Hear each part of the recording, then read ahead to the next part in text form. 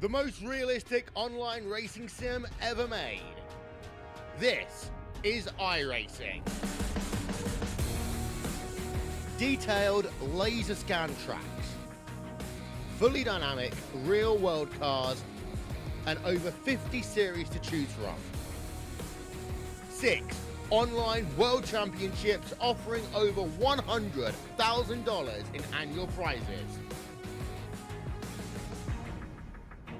This is the original esport racing game. This is iRacing.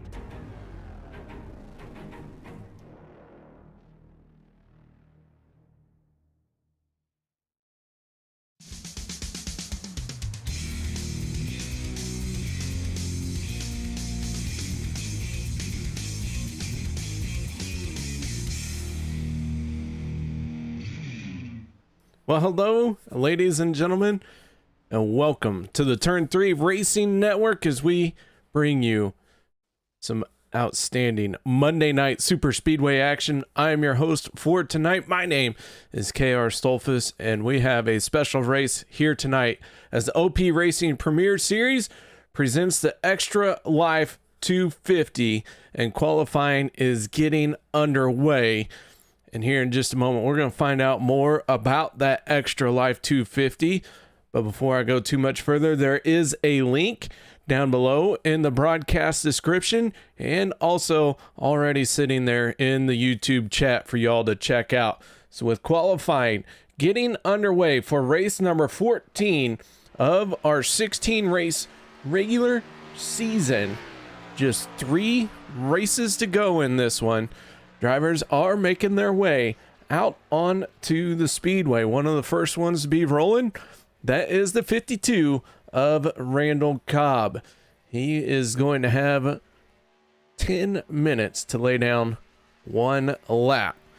It does take a little bit to get that lap in. Another driver making his way around the track, that is the 17 of Jimmy Reynolds, as he is coming to start his one and only timed lap, heading for that start finish line.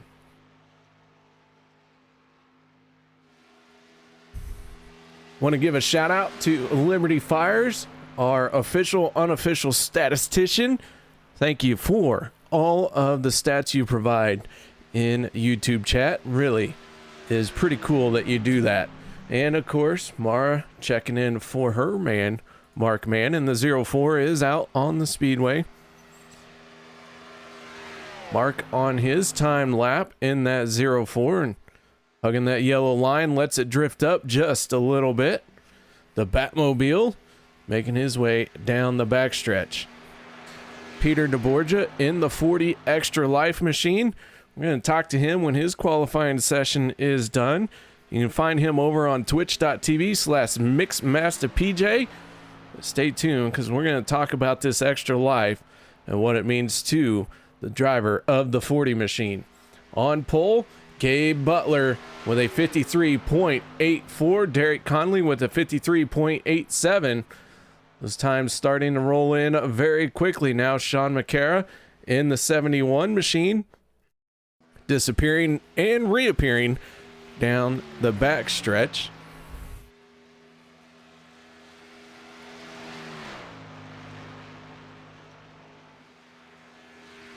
Daniel Holloway in the 21, making his way through the tri-oval and heading for the start-finish line for his timed effort, and that is going to put Holloway into 10th with a 53.93. So with that being said, let's take a moment and talk to the driver of the 40 machine. That is none other than Peter DeBorgia.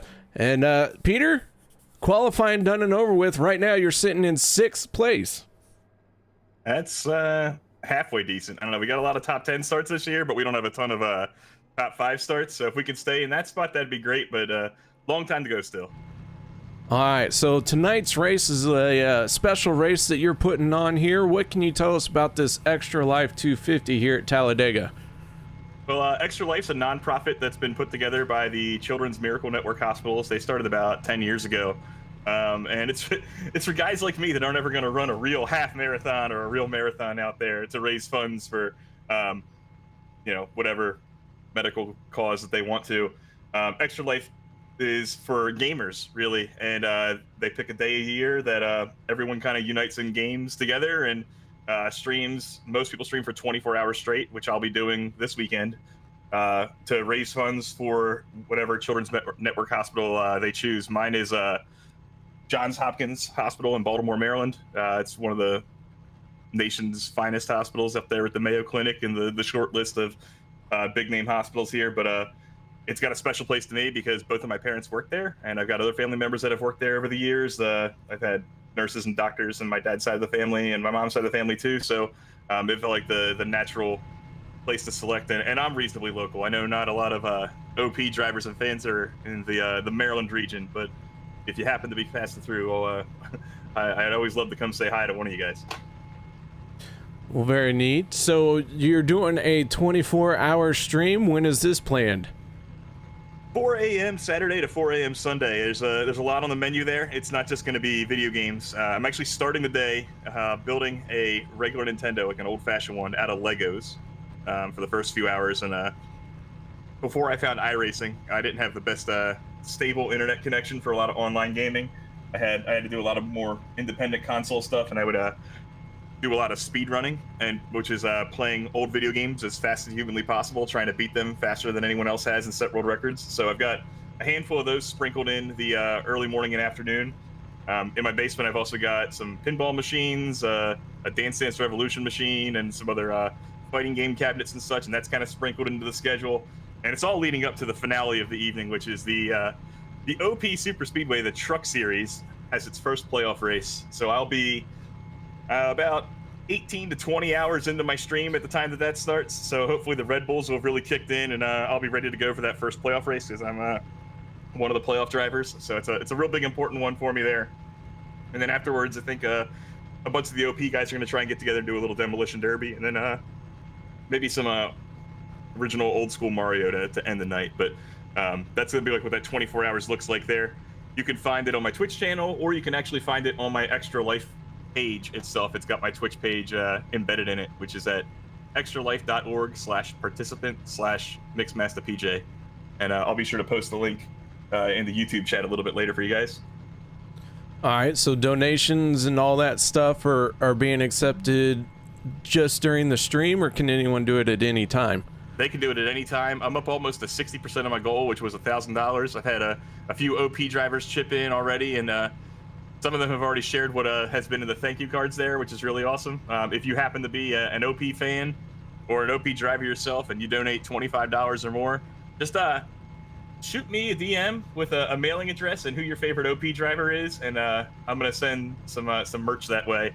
maybe some vinyl decals of the car number you can throw in the back of your car, or your laptop, or your own racing rig, or wherever you want. Because man, the OP drivers and fans here have just been a great bunch. Like I said before, I didn't have the most stable internet connection growing up and living out in the sticks here in Maryland. And now that I've moved somewhere closer to civilization, I got to get into an iRacing league, and sim racing's been a big deal my whole life, especially plate tracks. I love doing it on NASCAR 2003. And now that I get to find a league, I found a great one. I fell into a great group of guys here that I really enjoy running with week after week. And the fans that show up in the chat, you guys are awesome as well. So I want to definitely give something back your way if you're able to contribute.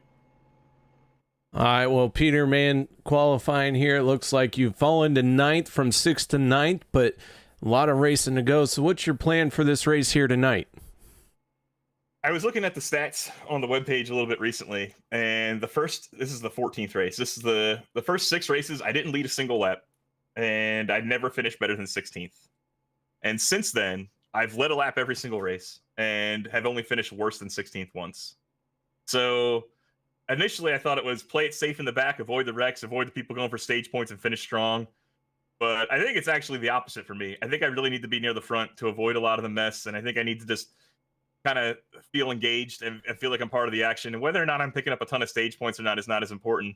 But I don't think that relaxing and being near the back and hoping to be around at the end has been a good strategy for me. So that used to be what I would say at these kind of interviews and the pre-race grid walks and stuff like that. But I really think I need to be in the mix. And, if I could start 9th, that'd be a great start at that.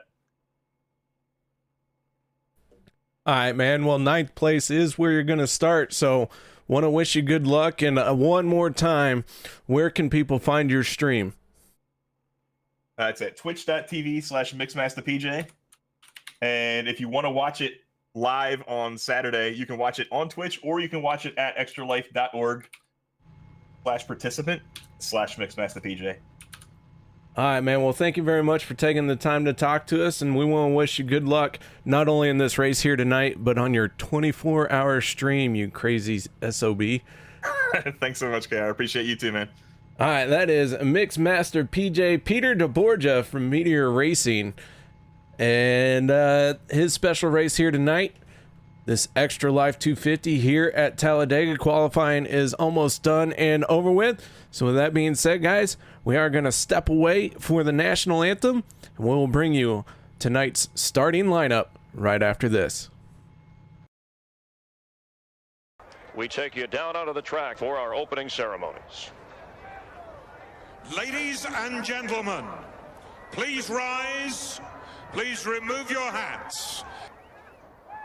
Oh, say, can you see by the dawn's early light what so proudly we hailed at the twilight's last gleaming, whose broad stripes and bright stars through the perilous fight o'er the ramparts we watched were so gallantly streaming, and the rocket's red glare, the bombs bursting in air, gave proof through the night that our flag was still there. Oh, say does that star-spangled banner yet wave o'er the land of the free and the home of the brave?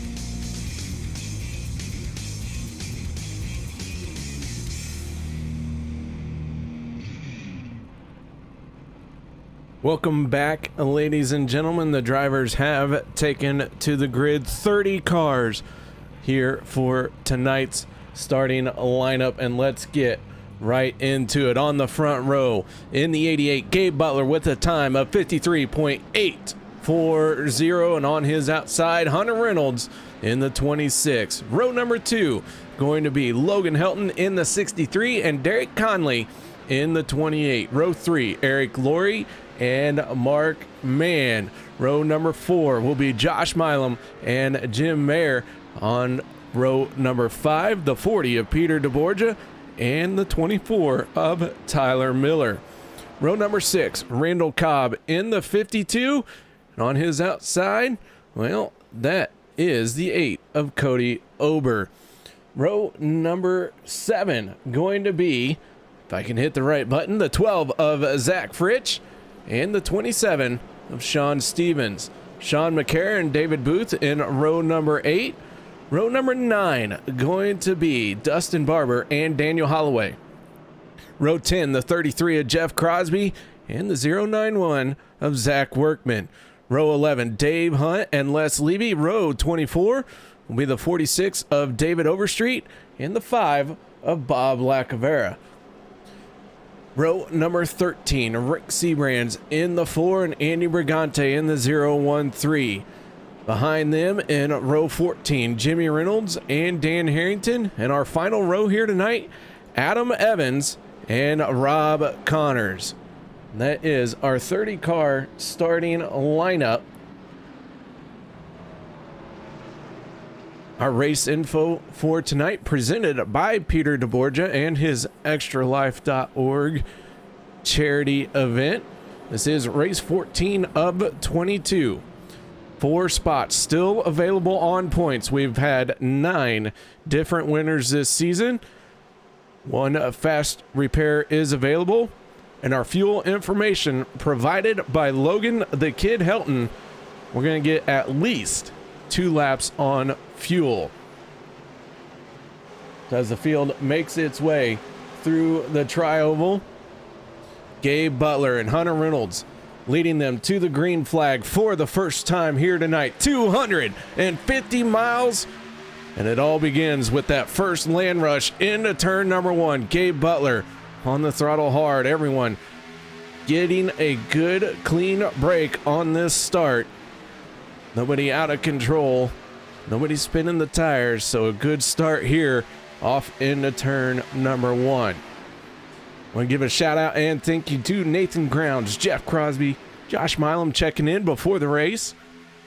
Alan Fritsch cheering for the driver in the 12 machine. Thank you guys for stopping by and saying hello as this race is underway. And into turns 3 and 4, who is going to lead our first lap here tonight? Gabe Butler has the advantage down on the inside for the moment, but the 26 of Hunter Reynolds going to have that momentum down the straightaway as he gets his nose out in front. As they make their way through the tri-oval and heading to the line, the 88 of Gabe Butler going to lead that lap.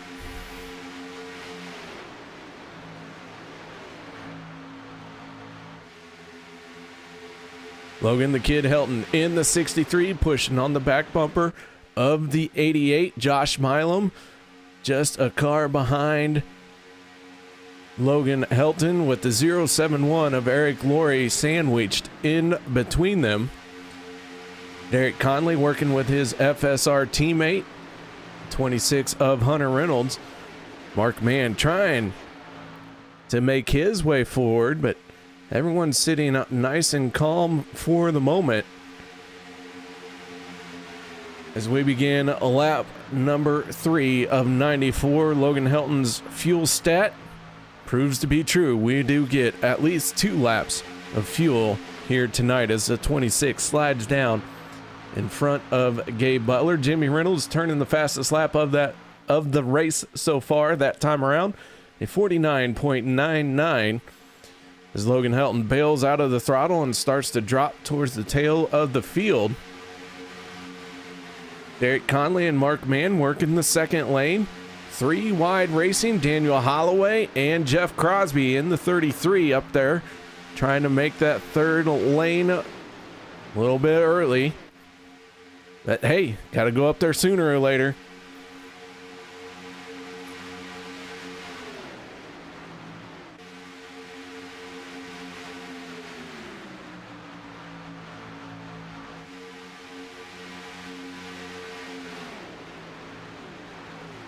3 wide with Holloway still up on the top shelf. Crosby in the 33 staying up there with him. David Booth, Cody Ober, the two that they are trying to work around right now.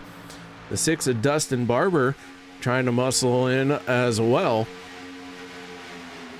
Tyler Miller in the 24. No slouch here in this Monday night racing scene.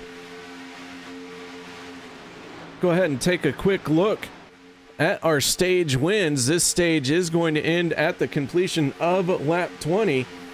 And you can see all the drivers who have picked up stage wins so far this season. I'm going to add 2 more to that list here tonight. Maybe just 1 more.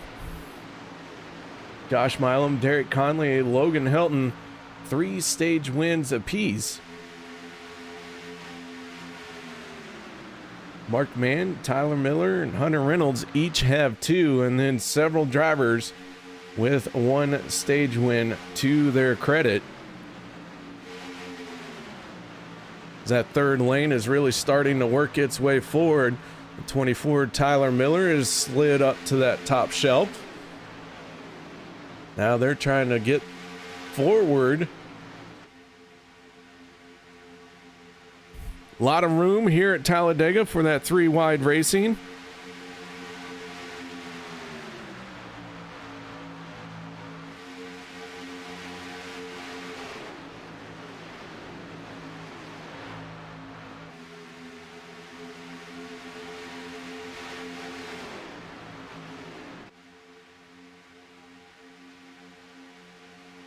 Conley in the 28, right in the middle.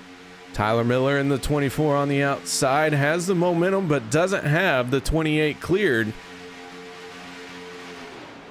So those 3 cars in the third lane doing a good job at making that lane work, even though they don't have as many cars up in that lane. Little bit of contact between Jim Mayer and Josh Milam, but those two sorted out and we stay green and we continue on with our racing.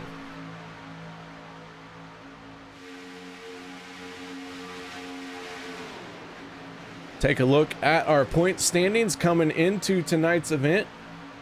9 drivers have locked themselves into playoff contention. Just 3 races remaining, counting this one. 28 of Derek Conley slides down in front of the 26 to hook up with his teammate. A lot of cars starting to get single files, so some drivers beginning to think about a green flag pit stop here, and here come a few of them. As Derek Conley and Josh Milam get together just a little bit, some minor contact on the pit road. 12 cars staying out. Mark Mann in the 04 taking the race lead.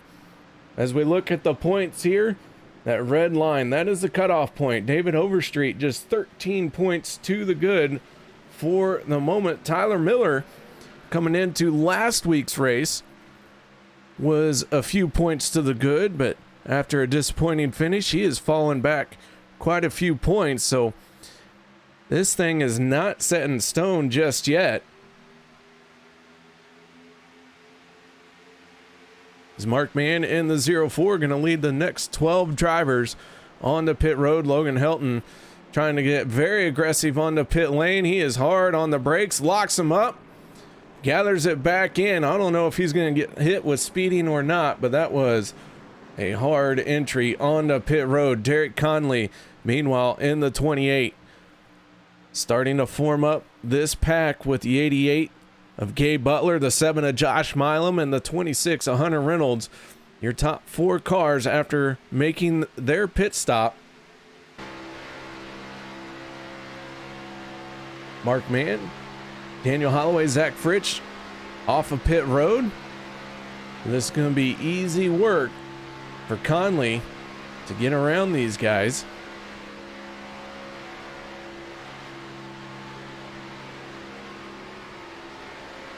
Take a look at some of the drivers who have gained the most points in the last 5 races. Chris McCullough, off the back of his win last week.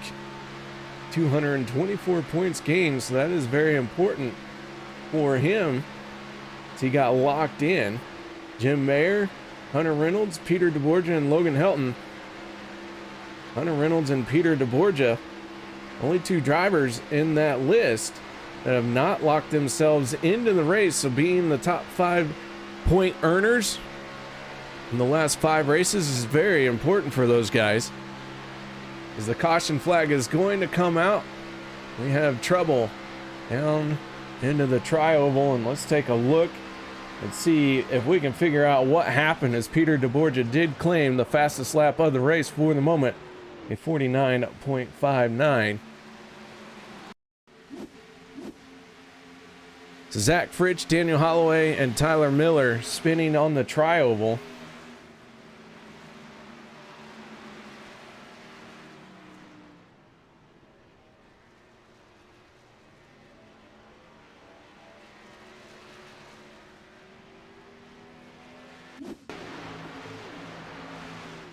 Holloway gets loose off of 4. Mark Mann, Zach Fritsch.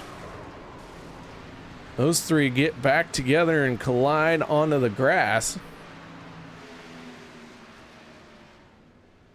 Mark Mann in the 0-4 after hard impact with the wall. He is already going to have to burn his fast repair.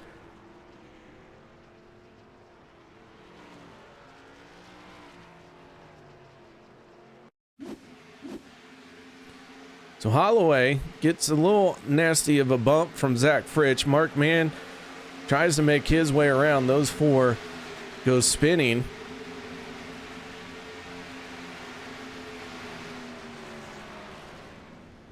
So 4 cars in trouble here in stage number 1.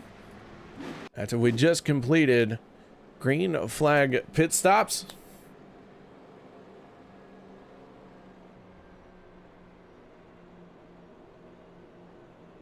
Few drivers coming on to pit road here, but for the most part, the rest of the field staying out. So 49.59, fastest lap of the race. The 40 of Peter DeBorgia taking credit for that.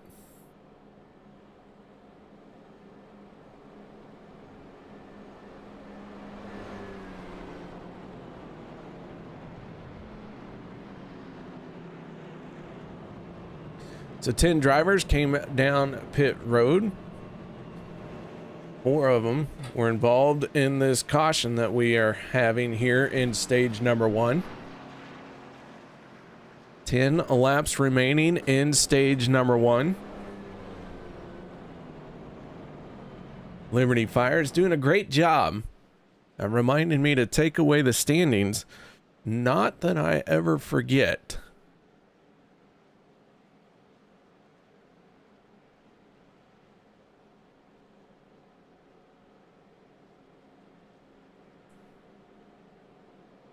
Quite a few drivers in a must-win situation here. Your race leader, Derek Conley, one of those drivers in a must-win situation. Derek Conley comes into tonight 20th in the point standings. This is start number 10 for the 28. So he has met the minimum race requirement, but being down 3 races to the rest of the field, his point gains have been limited. But he does have 3 top 5s and 5 top 10s.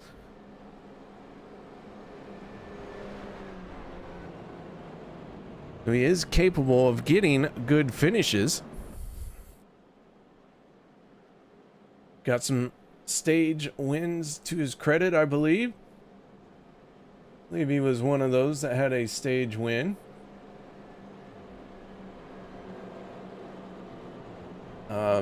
Yes, Conley has 3 stage wins. So see? Sometimes I know what I'm talking about. Other times I'm just making it up as I go along.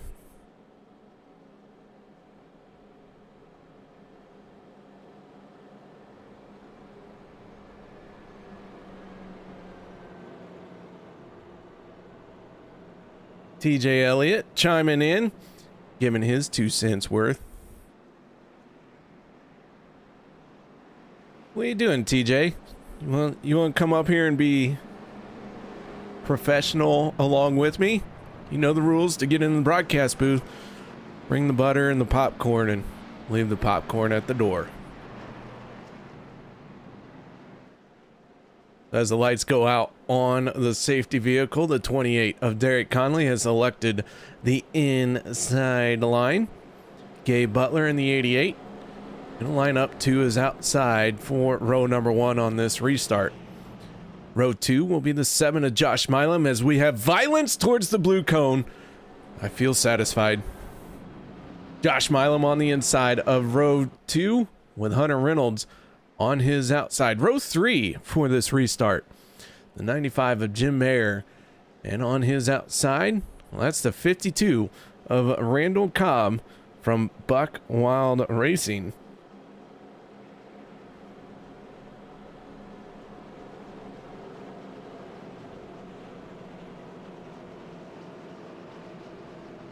So 2 drivers hooked up on the inside for FSR. 3 Fuel Sim Racing drivers in the top 4 right now. Kathy Grimes cheering on the 63 of Logan Helton, finding himself inside row number 4 with Peter DeBorgia on his outside for the restart.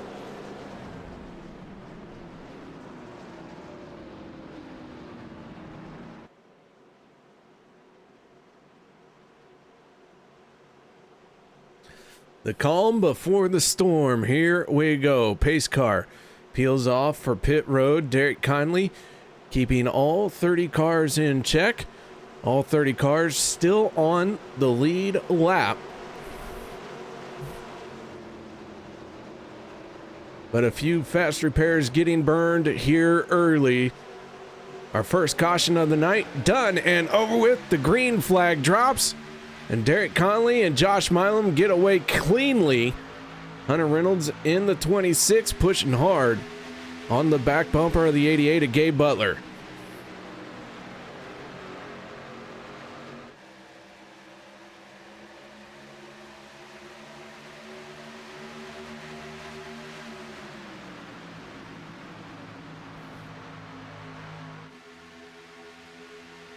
Down the back stretch we go, side by side. Conley falling behind to the 88 of Butler, but through the corner he is going to make up that lost ground. And Conley pulls back ahead by a nose, now car length, not a car length, but you know, half a car. And Gabe Butler charging right back as that inside lane and outside lane just kind of work themselves back and forth down the straightaways and through the corners.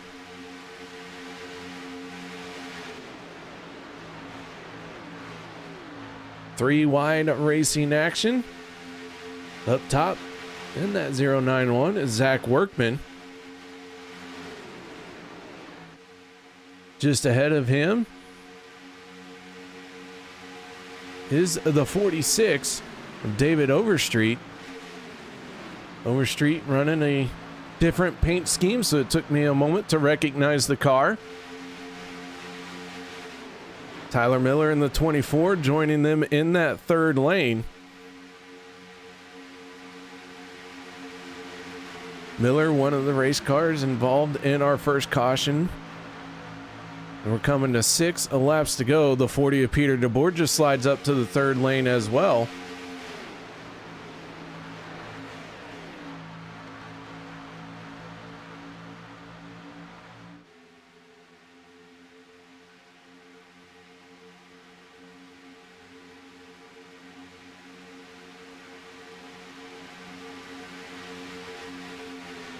So Butler slides down in front of Derek Conley.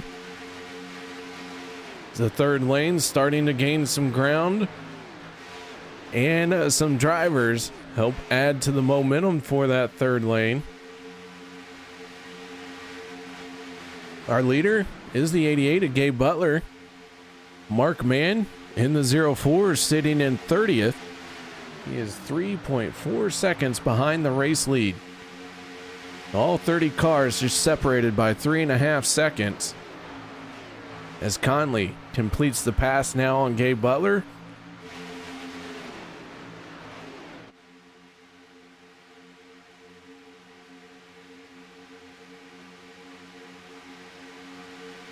Josh Milam in the 7 now sliding down in front of his teammate.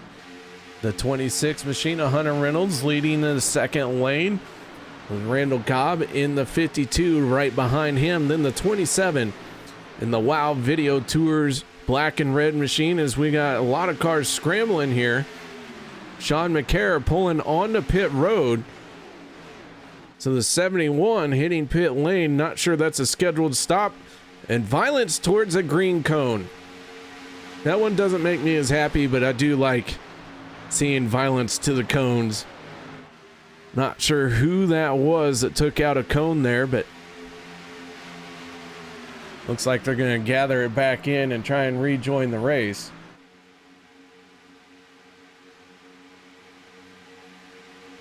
I believe that was Rob Connors in the 00.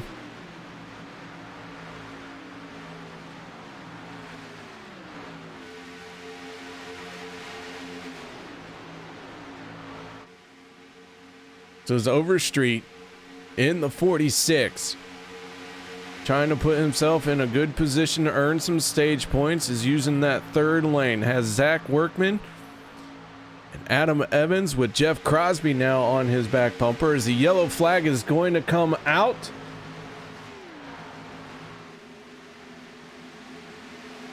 I believe this is going to be a problem on the front stretch.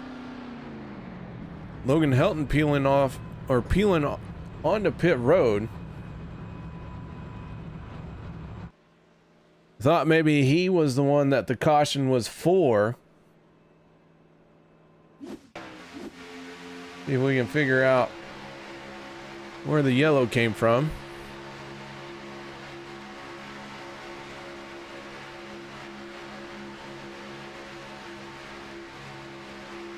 Riding on board with Adam Evans in the 25.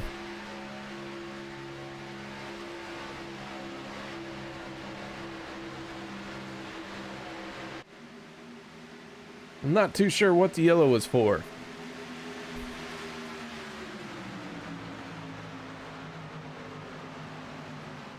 Caution was for the 63 of Logan Helton, but don't think we're going to see what happened to bring out the caution for the driver of the 63.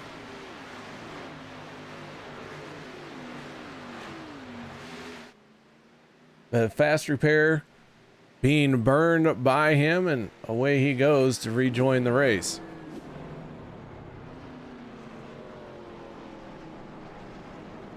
That will be the end of the stage, and I do believe Hunter Reynolds in the 26 is going to be our stage 1 winner.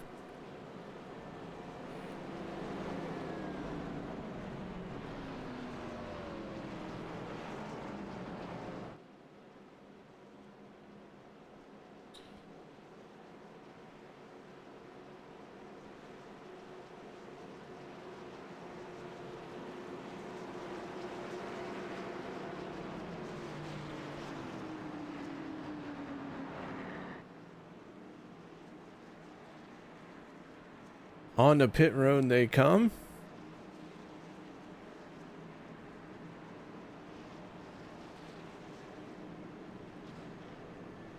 All our drivers are going to hit pit lane here.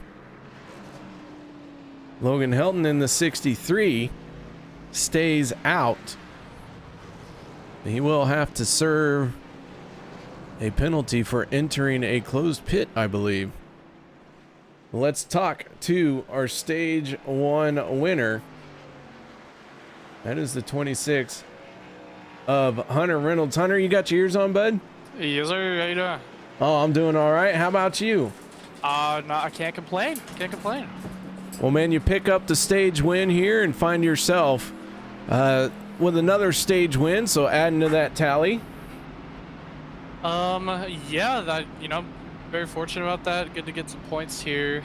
Keep ourselves in the contention to get in this playoffs. We'd love to race it out with my teammates there. I don't know for sure what happened, but thanks to Randall Cobb for pushing me in the middle. and hopefully we keep this momentum going the rest of the race. All right, man. Well, solid start to the race here in this Extra Life 250. What's your plan going forward? Well, hopefully stay up front. That can change at any second though, so just gotta keep on our toes here, keep the car clean, hopefully make it to the end. All right, man. Well, nice job in stage one. Any shout outs or thank yous you'd like to give?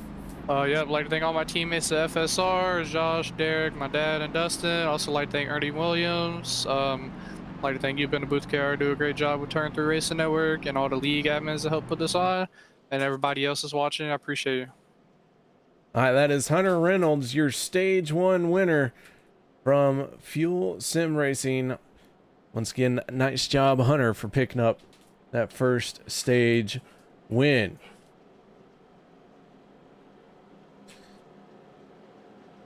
Now we set the stage for a second portion of the race. Gabe Butler gonna come back down pit road. It looks like the 63 Logan Helton maybe got fortunate enough, was on pit road before that caution flag came out. I know it was very close, as he has not yet fallen back, and we'll see if he's going to get to keep that spot. If he does, be a great little bit of luck for the 63, even though he was involved in that accident.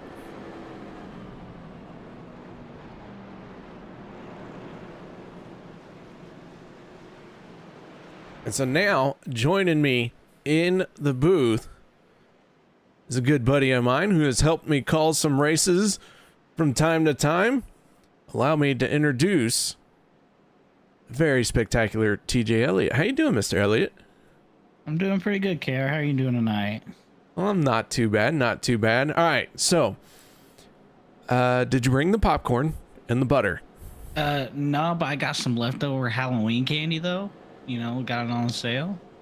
I'm going to sit back and watch some of this race with you. All right, well, I dig it. I like it a lot, man. All right, well, we're on lap 21 of 94, getting ready to start stage number 2. So with that being said, why don't you call this green flag? Oh my goodness, so much pressure. But, you know, we got a good group of guys out here in OP.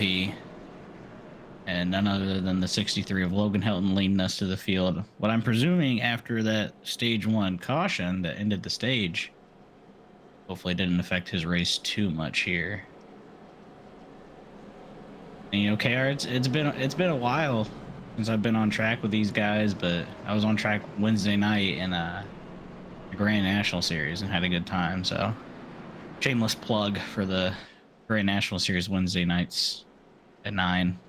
As the pace car pulls off, the slow roll begins coming down to the green flag for the restart of stage number 2. Logan Helton crawling at a brisk 67 miles an hour to the green flag, as most of the field is in the inside line.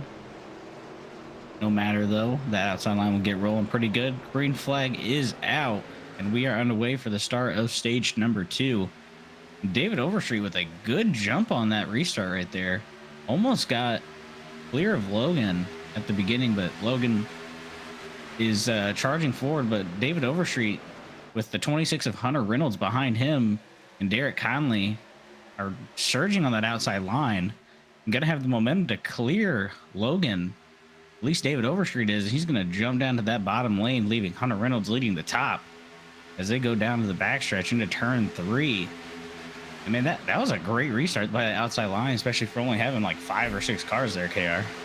Yeah, a great jump by the 46. Overstreet is going to give him the race lead, but Hunter Reynolds in the 26, your stage 1 winner, might have something to say about leading a lap here, because Overstreet's going to have to start muscling that race car a little bit, as Hunter Reynolds has the advantage coming to the line, and he is going to lead that lap.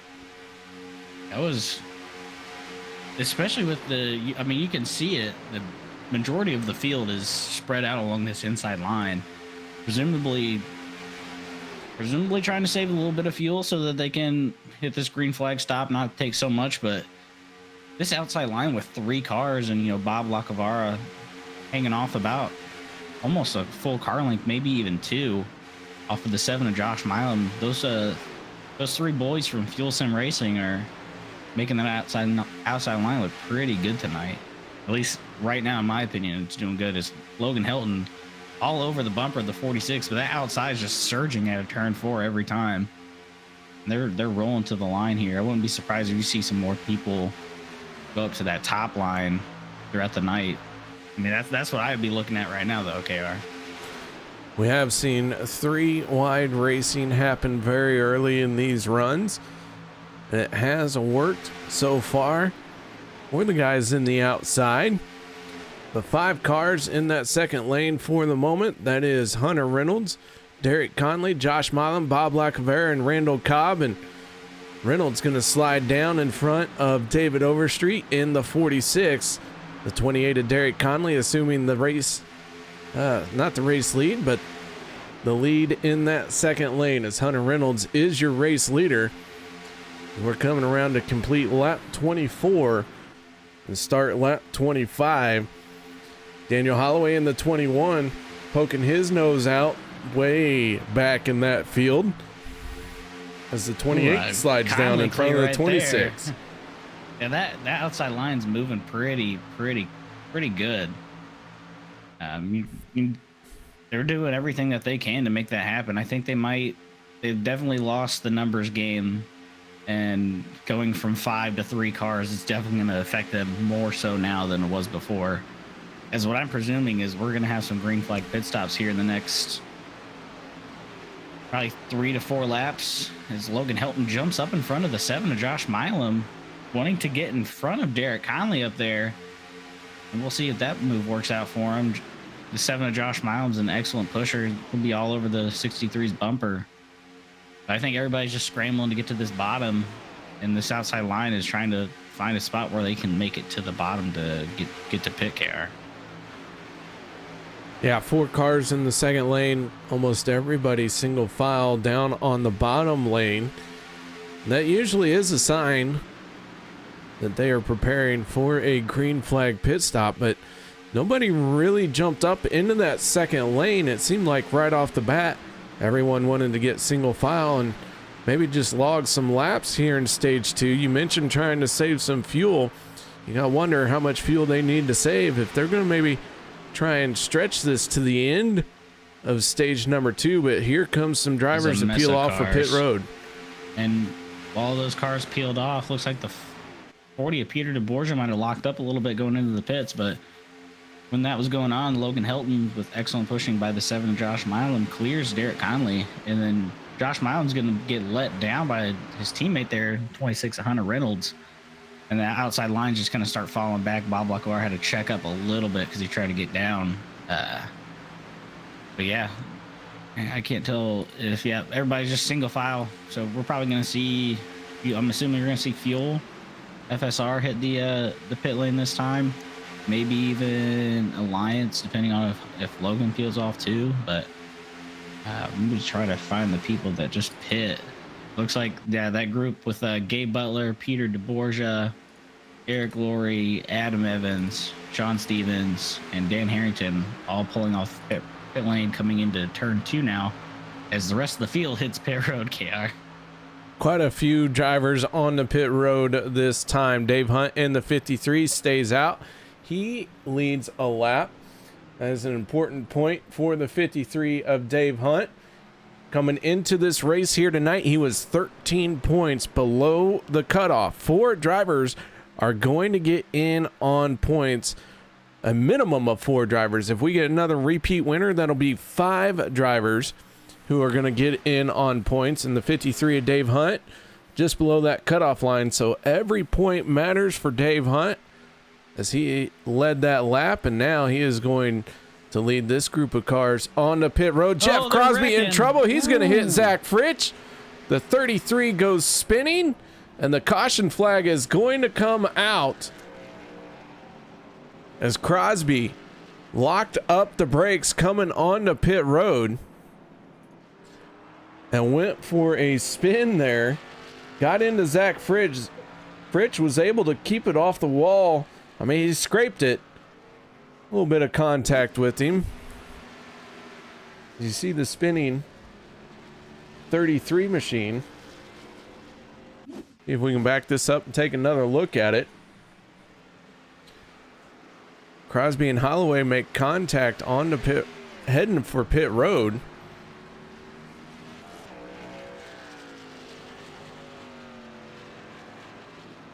It's a yellow flag coming out. I believe the 5 of Bob Lacavera going to be your race leader. The 12 of Zach Fritsch not trying to come down pit road that time. As they wait for the pace car to pick him up.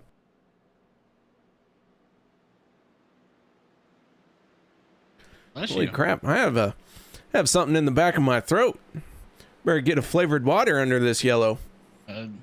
KR flavored beverage, you know. And Absolutely. unfortunately that caution's not going to work out for the gentleman who did not pit. So your Bob Lacavara to the 52 or the 4 right there that you can see pitting. And then I believe that is Eric. Nope. Who's the Zach Workman? There he is. Well, decent amount of cars hitting pit road still. Probably the little top up, so they don't have to take as much fuel at the stage there. Sean McCarron and Dave Hunt, the only 2 cars who have not pitted yet here in stage number 2. An interesting call by them. I know it might have been tight on fuel without the caution to end stage 1 a little bit early, so fuel would have been a lot tighter. But I mean, you never know. Those 2 could save a little bit of fuel here and maybe even try to stretch it out and get this stage 2 win. Going to be it's a unique call by McCarron and Hunt, but they do tend to try and stretch their fuel. At least Dave Hunt likes to stretch it as far as he can. It has worked in his favor from time to time. For as long as I've raced with Dave Hunt, he'll typically always be the last guy to pit. Definitely tries the unexpected, and you can see he's shutting his car off, trying to save fuel right here. So he's definitely trying to make it to the end of the stage. But the question is, like, you can have enough fuel to get to the end of the stage, but do you have enough fuel to get to your pit box after that lap, you know? Oh my. All right. So with that being said, I'm gonna leave you to it for a moment, TJ, while I go grab something to see about getting rid of this bug in my throat. All right, I'll do my best, sir. All right, so we're just gonna. I can't tell if the lights are off on the pace car yet, but no, the lights are not off on the pace car. So one more time by as the field starts to form up. It's going to be the 71 of Sean McCarra in that Ford Mustang and Dave Hunt in that Chevy Camaro on that outside line. And we'll see how the field lines up as we have more people hitting pit road. I believe that's the 77 of Dave Booth, the 00 of Rob Connors. A decent amount of drivers coming down to top off. So it looks like they are trying to do the let's take less fuel at the stage. Looks like your second row is going to be the 52 of Randall Cobb and the 24 of Tyler Miller. I remember KR saying that the 24 is around the cutoff area or in the hunt still. I don't know if he's in a must win, but that 24 always brings out the best for his team, and good to see him up front here trying to fight for the stage 2 win.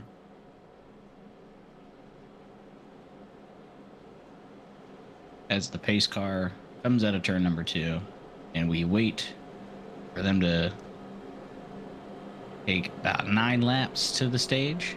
Everything goes according to plan, which stage 2, I feel like it's going to get a little bit crazy here. The guys just a little bit short on fuel, trying to play the pit strategy game that way. We're coming to the green flag. Going to be the 71 of Sean McCara leading the field, and the 53 of Dave Hunt. We've seen the outside line get a really good restart this past restart with David Overstreet, Hunter Reynolds. So we'll see if that outside line with the 53 and 24 can make the same thing happen and get this rolling, especially with way more cars than they did last time. They should definitely have a little bit more momentum, but how long will it be till we have those people go to that third lane? And will we maybe even see 4 wide at some point tonight? Definitely an option here at Talladega as the pace car pulls off for pit road. 65 miles an hour. Pace speed rolling to the green flag. As you get a little bit of a checkup there in the back of the field. Well, That's never a good sign. Yeah, I just saw that my camera switched and went to a different view, and I saw a checkup, but about to go green right here. The 71 of Sean McCara leading us to the green flag. Doesn't get a great jump, but neither does the outside, really. It's a pretty dead even heat going into turn number 1, as it looks like the 71 does edge out the 53 ever so slightly, but when they come out of turn 2, we'll see where they are sitting at. It looks like that outside line is not going to get as good of a restart as it did last time. Coming out of turn 2, we have people already going 3 wide. I believe that's the 88 of Gabe Butler. Oh, and then here comes the 26 of Hunter Reynolds and the 28 of Derek Conley. And the 95 is going to try to clear in front of the 88 as we're 3 wide already, and they are scrambling. And KR, right before we went green, I said, I think this stage might be a little crazy, and here we are coming to the lap here with the 26 of Hunter Reynolds leading that third lane 3 wide, about 4 rows deep, as Hunter Reynolds takes the lead here. 3 drivers hit pit road. That's Jimmy Reynolds, David Booth, and Rob Connors on the pit lane. Not sure that is a scheduled stop for those 3, but they are on the pit road, and they're going to have to work together if they want to stay on the lead lap. The 26 of Hunter Reynolds is your race leader. He has Derek Conley on his back bumper, but here comes the 24 and the 95 as the 26 slides down in front of Tyler Miller. Nice little bump there, and boy, we're 3 wide racing, and we're coming to the end of the stage, but not yet. Yeah, you would think this is the last lap of the race to like get a win in your in kind of deal, last race of the regular season. But when they helped up to that third lane, they just started rolling forward. As you can see, the 95 of James Mayer really making the headway forward with Gabe Butler, and I believe that is the 071 of Eric Laurie. Not quite getting that same jump, but they definitely don't have the same amount of cars. But the 95 starting to surge forward ever so slightly with the 88 on his bumper, really pushing him as hard as he can. The 63 of Logan Helton, I see him dropping back right now. I saw him drop back last lap going into turn 3, so I'm wondering if he's trying to play it safe. Maybe he's expecting something, as there was almost contact between the 8 and the 52 as they're coming up on a lap car. Out of nowhere, the 77 of is that Dave Booth? Yep. And they're going to have to get skinny here going through the tri-oval 4 wide, which they got plenty of room here. Yeah, good spot to make that happen. David Booth stayed to the high side through the tri-oval, the widest part here at Talladega. Plenty of room. No contact made. David Booth made that pit stop, got back on track. He is now the first car 1 lap down. Jimmy Reynolds and Rob Connors, I believe they had a penalty of some sort as they had to come down pit road and serve a stop for 40 seconds. And then they were released. So Jimmy Reynolds and Rob Connors now multiple laps off the lead. Well, they're just 1 lap down, but they're going to be in danger of going a 2nd lap down here. I mean, with how they're driving right now, I mean, I don't want to be that guy, but we're 5 rows deep, and there is movement in that middle lane where you do not want movement, and it's not due to the lack of skill. I mean, these guys are driving this track as good as they can, and we're 3 by 6 rows deep, you know, and it looks like the cars in the middle lane are just ever so slightly tail happy. And I don't know if that's a little bit of arrow that they're getting there, but that outside line starting to move forward every lap. They get closer and closer to that 95, getting the lead here as the 28 looks like he might clear the 26 of Hunter Reynolds, and he does going into turn number 3. Another classic Derek Conley clears. That outside line's pinching that middle lane. And that middle lane's doing a pretty good job of fighting off that outside third lane, but it's really starting to affect the outside line more, as we're 4 laps to go until the end of stage number 2, and you think we're racing for a race win right now, KR? Well, points are getting to be a premium. We just have 2 full races left to help lock you in to playoff contention. I mentioned it before, just 4 drivers as it stands right now are going to get in on points, and stage wins and good finishes go a long way for those points. Derek Conley and Dave Hunt, 2 drivers looking to get in on points or a win here tonight. So they are trying to capitalize on the fact that they are in front of this field right now. Don't forget that the 53, Dave Hunt, and the 71 have not pit yet. So they're getting closer and closer to losing, having to pit, and I don't know if they're going to make it or not, but especially with the 53 leading this field like he is right now. 7 of Josh Milam getting pushed by the 80 Cody Ober. Cody Ober's going to give him a massive shot coming out of turn 2, and I think that might get Josh clear going into turn number 3. Josh is going to clear. It's great pushing by the 8, and that 8's going to have the 6 behind him now, and he has all the momentum in the world going forward as that middle, that start of that 3 wide gets ever so tighter, and the 71 of Sean McCara is going to hit pit road this time. Yeah, Sean McCara peeling off for pit lane. 2 more laps to go here in stage 2. Dave Hunt trying to stretch this fuel. He's the only car who has not pitted here in stage 2. Second car down on the inside line, that 53 red and black machine tucked in nice and tight behind the 7 of Josh Milam. You got to wonder if that tank is going to make it, and not only does it got to make it to the checkered flag for the stage, and then he has to make it around under his own power to hit pit road for the stage points to count as they get a little loosey-goosey in 3 and 4. As they come off of turn number 4. Yeah, they're coming off of turn number 4 for the final time, or to get the white flag here in stage 2. A little bit more contact through the tri-oval, and everyone's scrambling. That's gonna massively. Oh, they're wrecking 24. Tyler Miller. Big trouble going into turn number 1. Eric Laurie involved, David Booth involved. That's going to be the break that Dave Hunt needs. Let's see if we can back this up and figure out what happened. Tyler Miller going straight to pit road. Looks like they coming. Looks like the 33, and I believe that is the 6 of Dustin Barber. Getting going where there's not really any room. The 33 just kind of gets pushed down into the 24 and collects, I believe that is the Dustin Barber involved in the 6. Eric Tyler Miller in the 24. It's just, that looks like a case of you have all the track in the world, but 2 drivers want the exact piece of track. It looks like the 7 of Josh Milam was in the lead when that caution flag came out. Dave Hunt, I don't know where he is in the playoff picture, but the gamble there to get second place in the stage, if he can get back around, should work out pretty well for him here.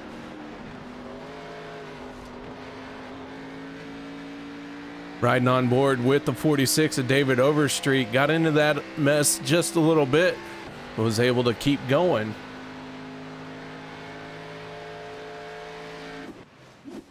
All right, so field gonna get reset here. I think our stage 2 winner is going to be the 7 of Josh Milam, and he's gonna pick up another stage. Dave Hunt in the 53 and hit pit road here and get himself some great stage points, and a great strategy by the 53 to stay out. Really played out for him. So good call by Dave Hunt in that 53, with Josh Milam winning the stage and Dave Hunt bringing it home in second to get himself some nice little bonus points.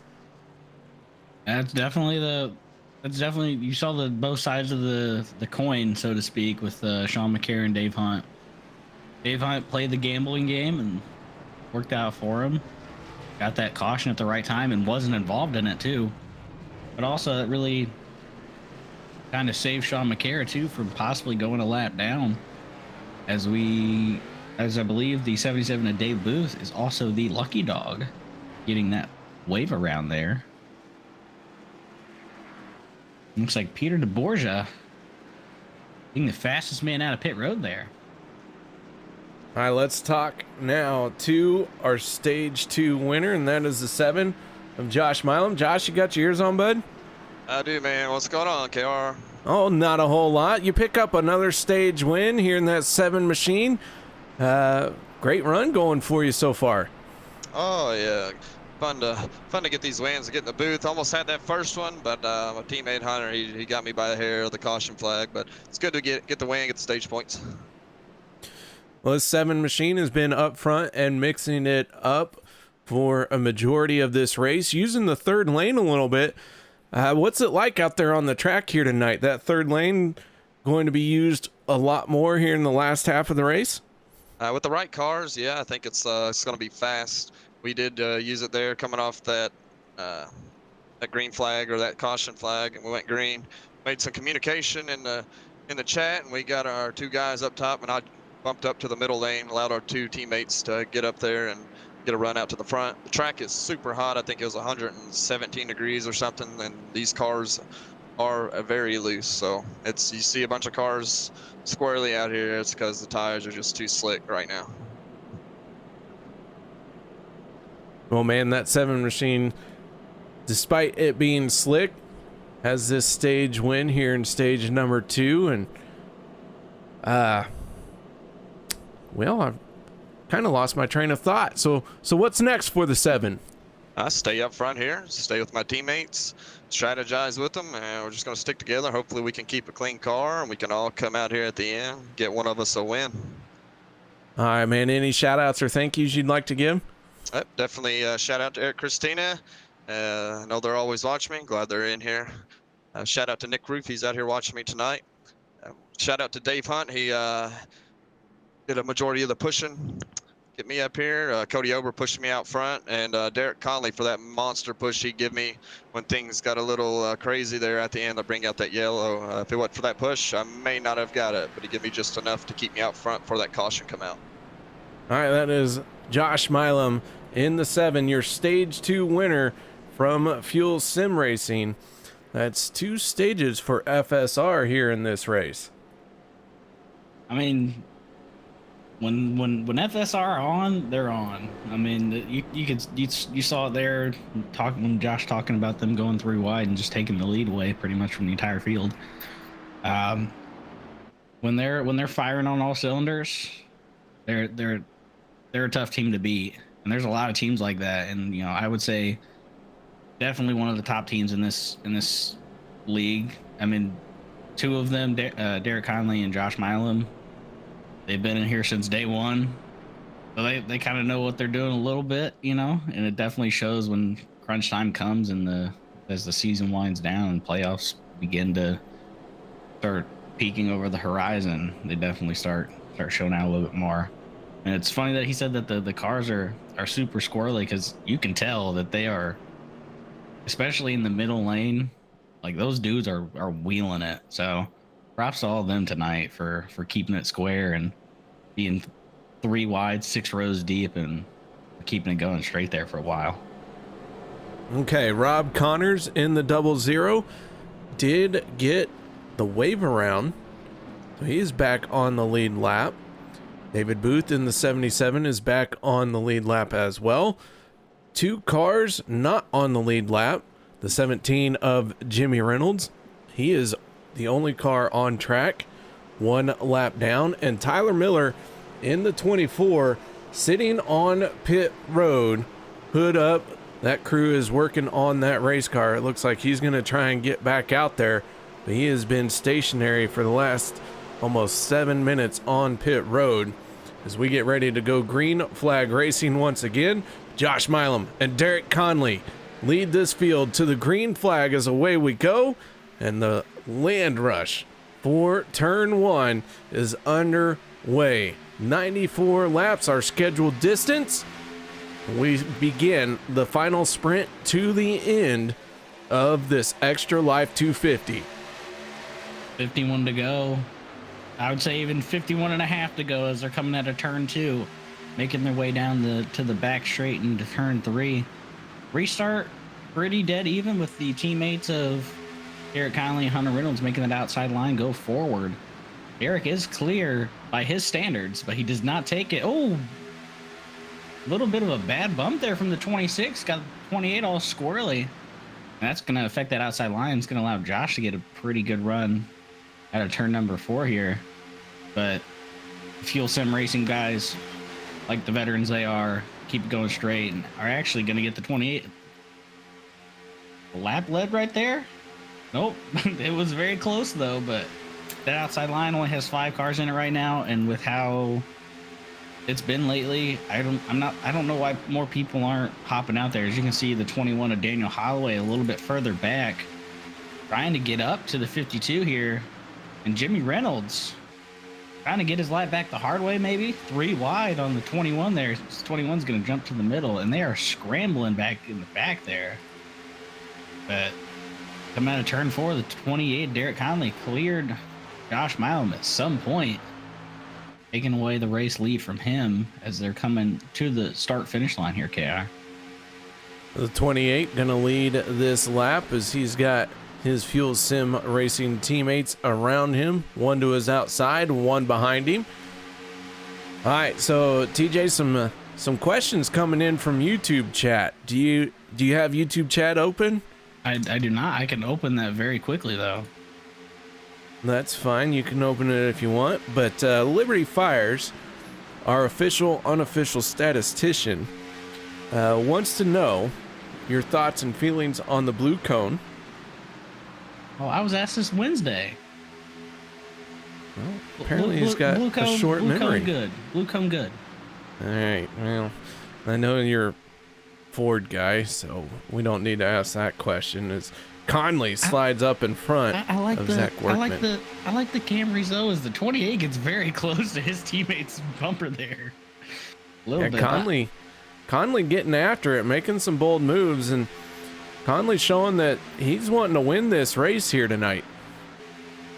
Yeah, Derek's, I mean, like you said earlier, he was a win to get in, so he's going to be a pretty tough guy to beat. Is that middle lane just kind of died off there about 3 cars back to Peter DeBorgia.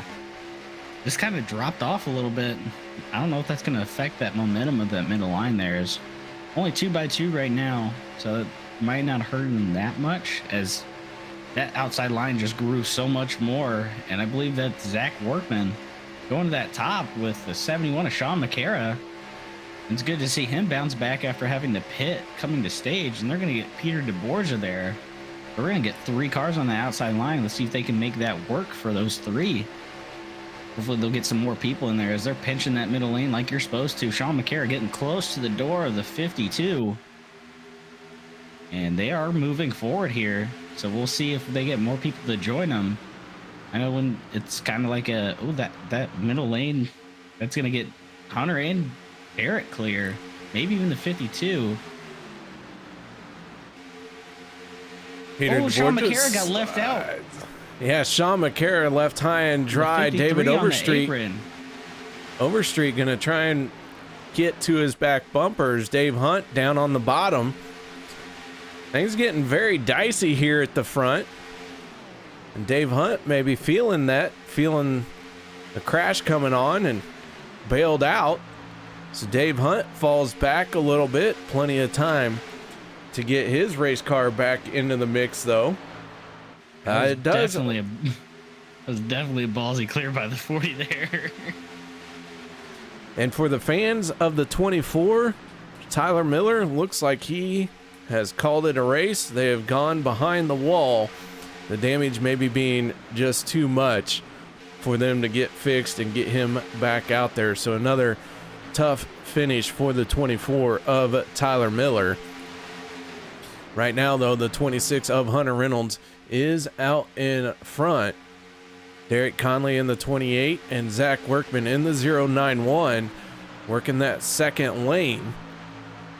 So TJ, the drivers now look like maybe they're settling in. We have two groups of drivers here for the moment. Les Levy in the 62 leading this second group. Andy Brigante in that lone Lamborghini sitting right behind him with Rick Sebrands in the 4. And then it's a Logan Helton in the 63. That's 18th, 19th, 20th, and 21st. These guys have gotten single file, and they are closing in to the back bumper of Zach Fritsch. And this group is going to be one massive pack again. I'm not sure if that's planned. It looks like somebody's hitting pit road way there in the back. I'm not too sure who that is. Rob Connors on the pit road of Rob Connors. But I'm not sure if that's a design thing or if they're just kind of just hanging back there or something happened that made the second half of that pack check up. But they're definitely doing what they need to do to get caught right back up. And, you know, like you said, Kara, they are definitely looking a little bit more calm here, but that's kind of the effect of stage racing. You have that kind of essentially two 20-lap sprint races for points and then kind of a normal endurance race, so to speak, as the Zach Workman's going to go to the top there in that Supra. I believe he's might be the lone Supra in this field. You know how I have feelings about the Super KR. He's going to drop to the back. Yeah, it's a Supra. We only care about the Chevys. I like the Supra because it's got the nose that claims car lives. You bump somebody ever so slightly wrong with the nose of that Supra, and they're going around. So, but we're definitely in the I don't want to say the downhill part of the race, but this is definitely the calm before the storm. Got about. What is that? About 40. Randall Cobb in trouble. We got cars spinning. Sean McCara up and over the hood of the 6 of Dustin Barber. Zach Fritsch going the wrong direction. Jimmy Reynolds involved in this. He's down on the grass. Reynolds was hoping for a caution to get the free pass. This is going to hurt his chances of that. It's a yellow flag coming out. A lot of cars getting in on this one. Yeah, it looks like the 25 and the 52, ironically, inverse numbers of one another, coming together. 25 just ever so slightly clipping the right rear quarter panel of the 52. I don't know if he was trying to just get back in line or trying to pull the side draft and put some air on that spoiler of that 52, but definitely was not in the right spot to do that and sent the 52 around and collected a decent amount of cars there. Quite a few cars in this mix-up. David Overstreet getting a piece of it. Rick Sebrands in the Ford trying to dodge cars as well. Zach Fritsch in the 12 got spun around, grabbed a reverse gear, then tries to do a nice little 180 and keep rolling. Take one more look at this. You see the 52 smack the wall very hard.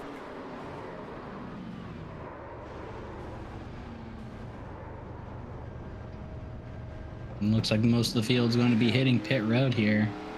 Not surprisingly or anything like that, but first one to the box Not even sure who that is. I can't tell from this far up because I lost all my cameras. But your leader, 26 Hunter Reynolds, is going to hit his box dead smack dab in the middle. It looks like the 21 Daniel Holloway. I'm not sure if he even hit his box. I think he drove through pit lane. Yeah, I was about to say, I definitely went through the pits way faster than other people, but I'm assuming he's going to hit pit road this next time by here. But 26 Hunter Reynolds winning the race off of pit road with his two teammates following closely behind him, the 20 of Derek Conley and the 7 of Josh Milam. The 33 of Jeff Crosby making a bounce back from that incident, I believe, during stage number 2. Looks like he got all his damage worked out pretty well, and he's up here in the top 5 right now, KR. Yeah, he's inside the top 5 for the moment. Jimmy Reynolds in the 17, the only car not on the lead lap for right now. Tyler Miller out of this race, so 29 cars still on track, 28 of them on the lead lap, and Jimmy Reynolds was hoping for that caution, just not to be a part of it, and unfortunately he did get caught up in that mess, so the 17 not eligible for the waiver round or the free pass. So That's Daniel Holloway in the 21 probably going to come down pit road this time, and looks like he's got some damage on the back bumper. Maybe going to try and hammer some of that out and hit pit road at his leisure. And the question is he going to be followed by anybody else? Because, you know, everybody likes to top off, get that extra little bit of fuel. I don't really think it matters all that much when you're not racing for stages. And, you know, we have about 40 laps to go, 42 laps to go, or 39 laps to go, or something like that. 41 to go. As we're going to see, like we said, the 21 of Daniel Holloway, and I believe that is also the 33 of Jeff Crosby going to give up that track position there. Adam Evans, Andy Brigante, Logan Helton, Mark Mann, Zach Workman, Sean Stevens, Randall Cobb, Eric Laurie, Rick Seabrands, David Booth, all hitting pit road. And it looks like we are 1 to green here. Lights off on the pace car. Hunter Reynolds going to be your race leader, leading the inside line, followed closely behind by his teammate Josh Milam. I believe that is Bob Lacavara. And is that Gabe Butler? Yes, it is Gabe Butler. And on that outside line going to be Derek Conley, followed by the 40 of Peter DeBorgia. And what I believe is the title sponsor of this race and that Extra Life Chevy Camaro, followed by the 46 of David Overstreet. So we'll see how this restart comes out. We're going green with 39 laps to go to the end of this race. So still a lot of racing ahead of us, KR. A lot of racing ahead of us, and tough break for the fans of the 82 of Dan Harrington. He is missing the front clip on his car. That car heavily wounded. He is going to try and soldier on as we look out the back of Sean McCarr's 71 machine. But yeah, Dan Harrington missing a front clip, so that's not going to be too good for him. Yeah, it's never too good when your stock car looks like a modified, but stranger things have happened. You know, the Camaros are pretty resilient when it comes to damage sometimes, it seems, at least in my experience. Driving on track, people who have damage are faster than you, but it could also just be because I'm bad, KR. But needless to say, we're still pacing. I lost my train of thought. I'm sorry. It can happen. I lose mine all the time. We're professionals. The switchboard doesn't always work. Miss it. I blew a fuse just then. Just completely forgot. 26 of Hunter Reynolds on the inside of the front row with Derek Conley on his outside. Josh Milam inside row 2 and Peter DeBorgia on the outside of row 2. So FSR locking out the front row for this restart as they are making their way through the tri-oval. We're going to let them loose once again as we're inside of 40 laps to go. The 26 on the throttle. Derek Conley in the 28 has the 40 of Peter DeBorgia right there with him. They get a good break, but not going to clear the 26. They're going to head off into turns 1 and 2, and Hunter Reynolds going to pull ahead just a little bit. I'm wondering if that restart with, I believe that was Josh Milam and David Overstreet, was just a fluke, because we have not seen a restart like that tonight since those two. So maybe we can see one more as I believe that is Adi Brigance in that Lamborghini sponsored Camaro, Daily Driven Exotics fan right there. As he's going to get Logan Helton behind him. No, that is, yeah, the Logan Helton. Logan's kind of been a little quiet tonight, at least from what I've seen since I've been in the booth tonight, KR, as Hunter Reynolds still has a commanding lead over Derek Conley, as they are actually neck and neck when they hit the line going into turn 1. Logan was involved in an incident at the end of stage 2, and he has been digging out of that hole ever since and trying to crack the top 10. Right now he's in 14th spot, so he is working his way forward, but the 63 trying to make something happen in the third lane, but nobody up there with him. Yeah, I'm not sure if that's due to just lack of people wanting to kind of take it slow, but we know that 63 is nothing but 100% all the time. As maybe if he gets a couple of his teammates up there, people want to work with him a little bit more, but he's just gonna, looks like he was just trying to make a run to see if he had any takers to go with him, anybody up front to jump up there with him, but right now just kind of laying back a little bit. Might have used his fast repair, might have just taken it pretty slow. As sounds like, yes, it kind of sounded like the 71 was talking to the 63 there a little bit. As there's a caution. Caution flag coming out. Looks like the 77 of Dave Booth involved. 77 going to get turned. He goes for a spin.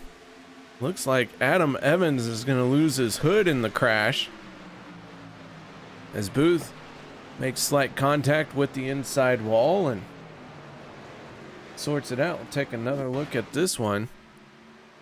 That looks like a, you know what that looks like, KR? That looks like a classic Vapid Yeet racing move right there. Where you have just people going a little too hard and teammates just kind of, just a little bad touch here and there, and sends people around. Take one more look as the 77 and the 27 get together off of turn 2.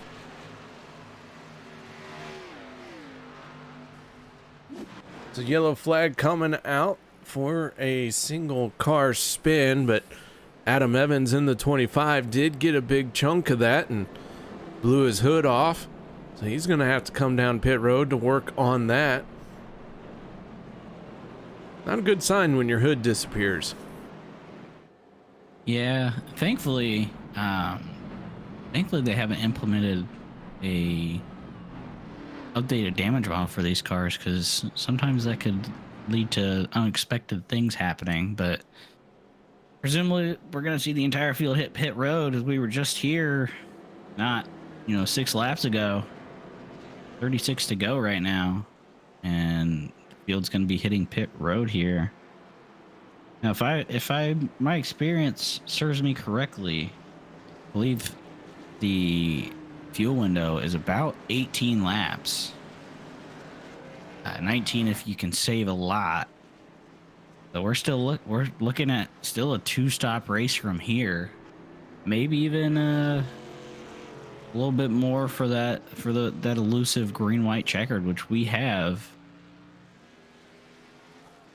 I believe, 2 here tonight. As 28 steals away the race lead from Hunter Reynolds there.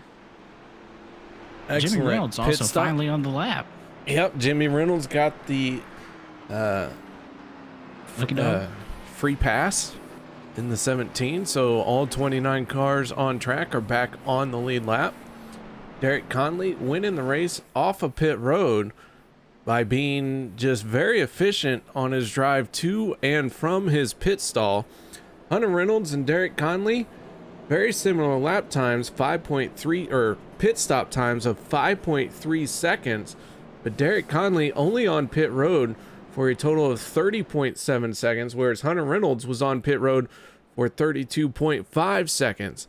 That is the difference right there for Derek Conley to hit that sweet spot and that 28 to come off with the race lead. Yeah, I mean that's peak efficiency right there. You come in like second or third and come out with the lead. Sometimes it can be very tricky to get that right spot in the box. If you don't get it just right sometimes.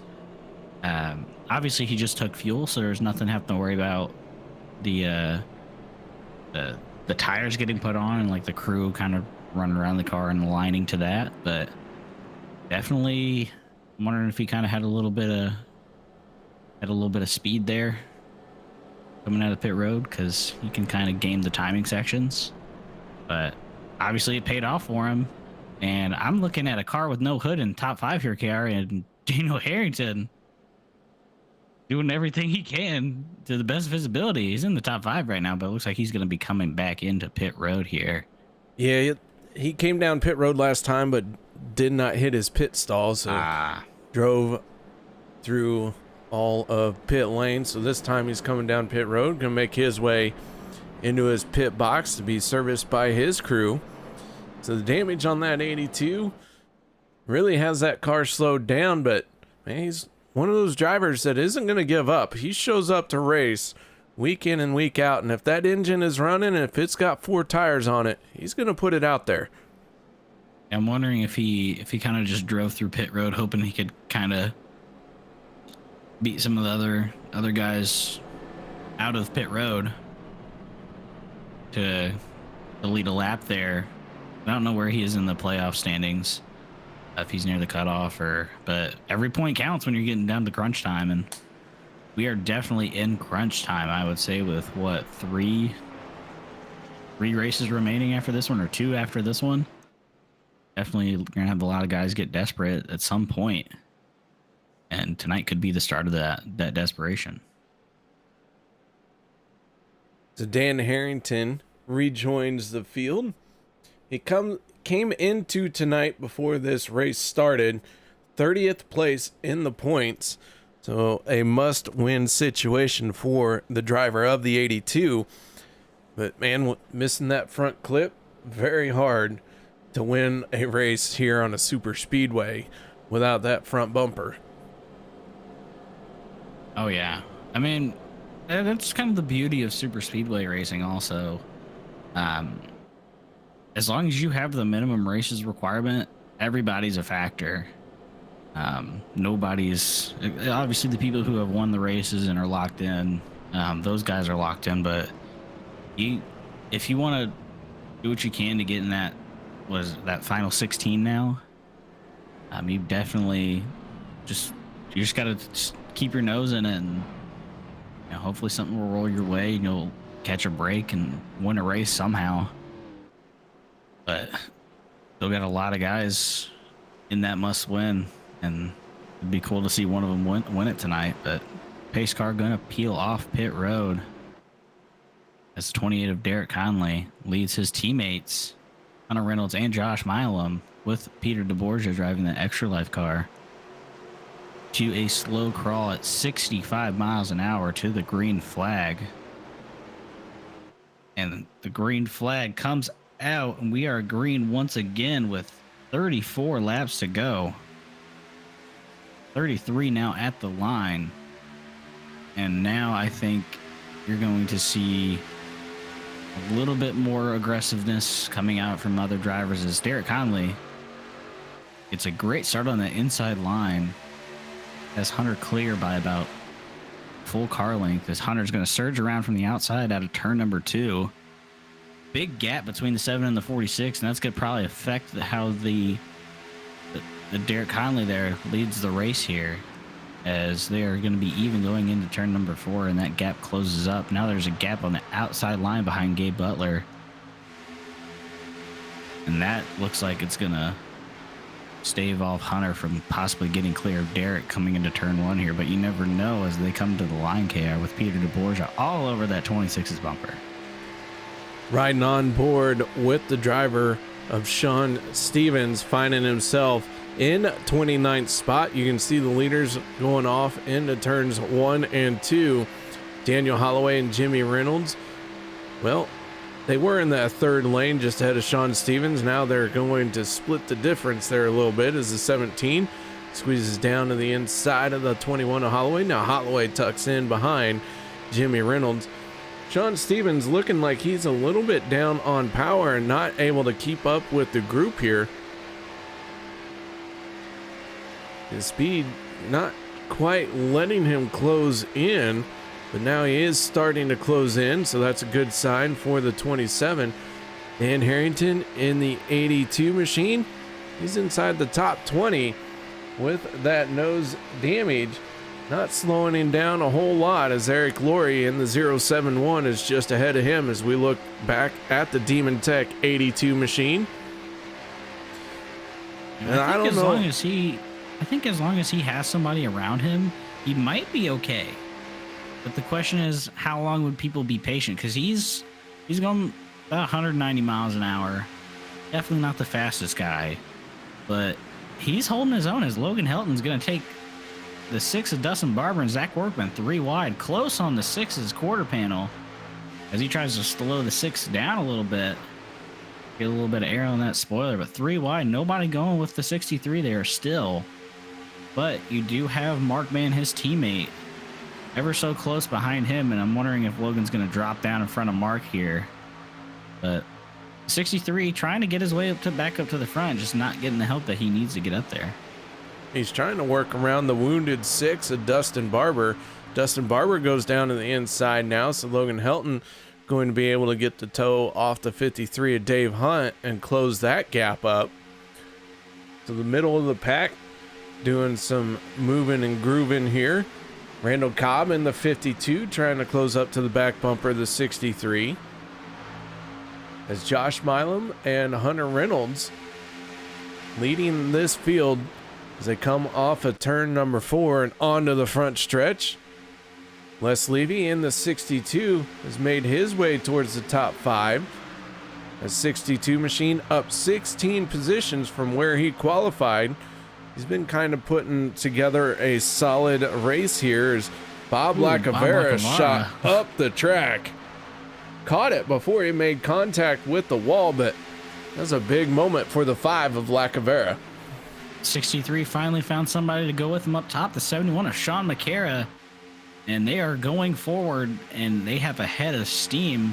We'll see if they can get some more cars, and it looks like they just might. I don't know if that's the 6 of Dustin Barber maybe looking to go up there, but they definitely gained a lot of ground. Sean McCara now side by side with Hunter Reynolds leading that third lane. I mean, this is the break that kind of Logan looks like he's been wanting all night, to have somebody to kind of work with to get up there to the front. Until they get some more cars, I think it's going to be a little bit difficult for them to actually move forward as Derek Conley clears the inside line.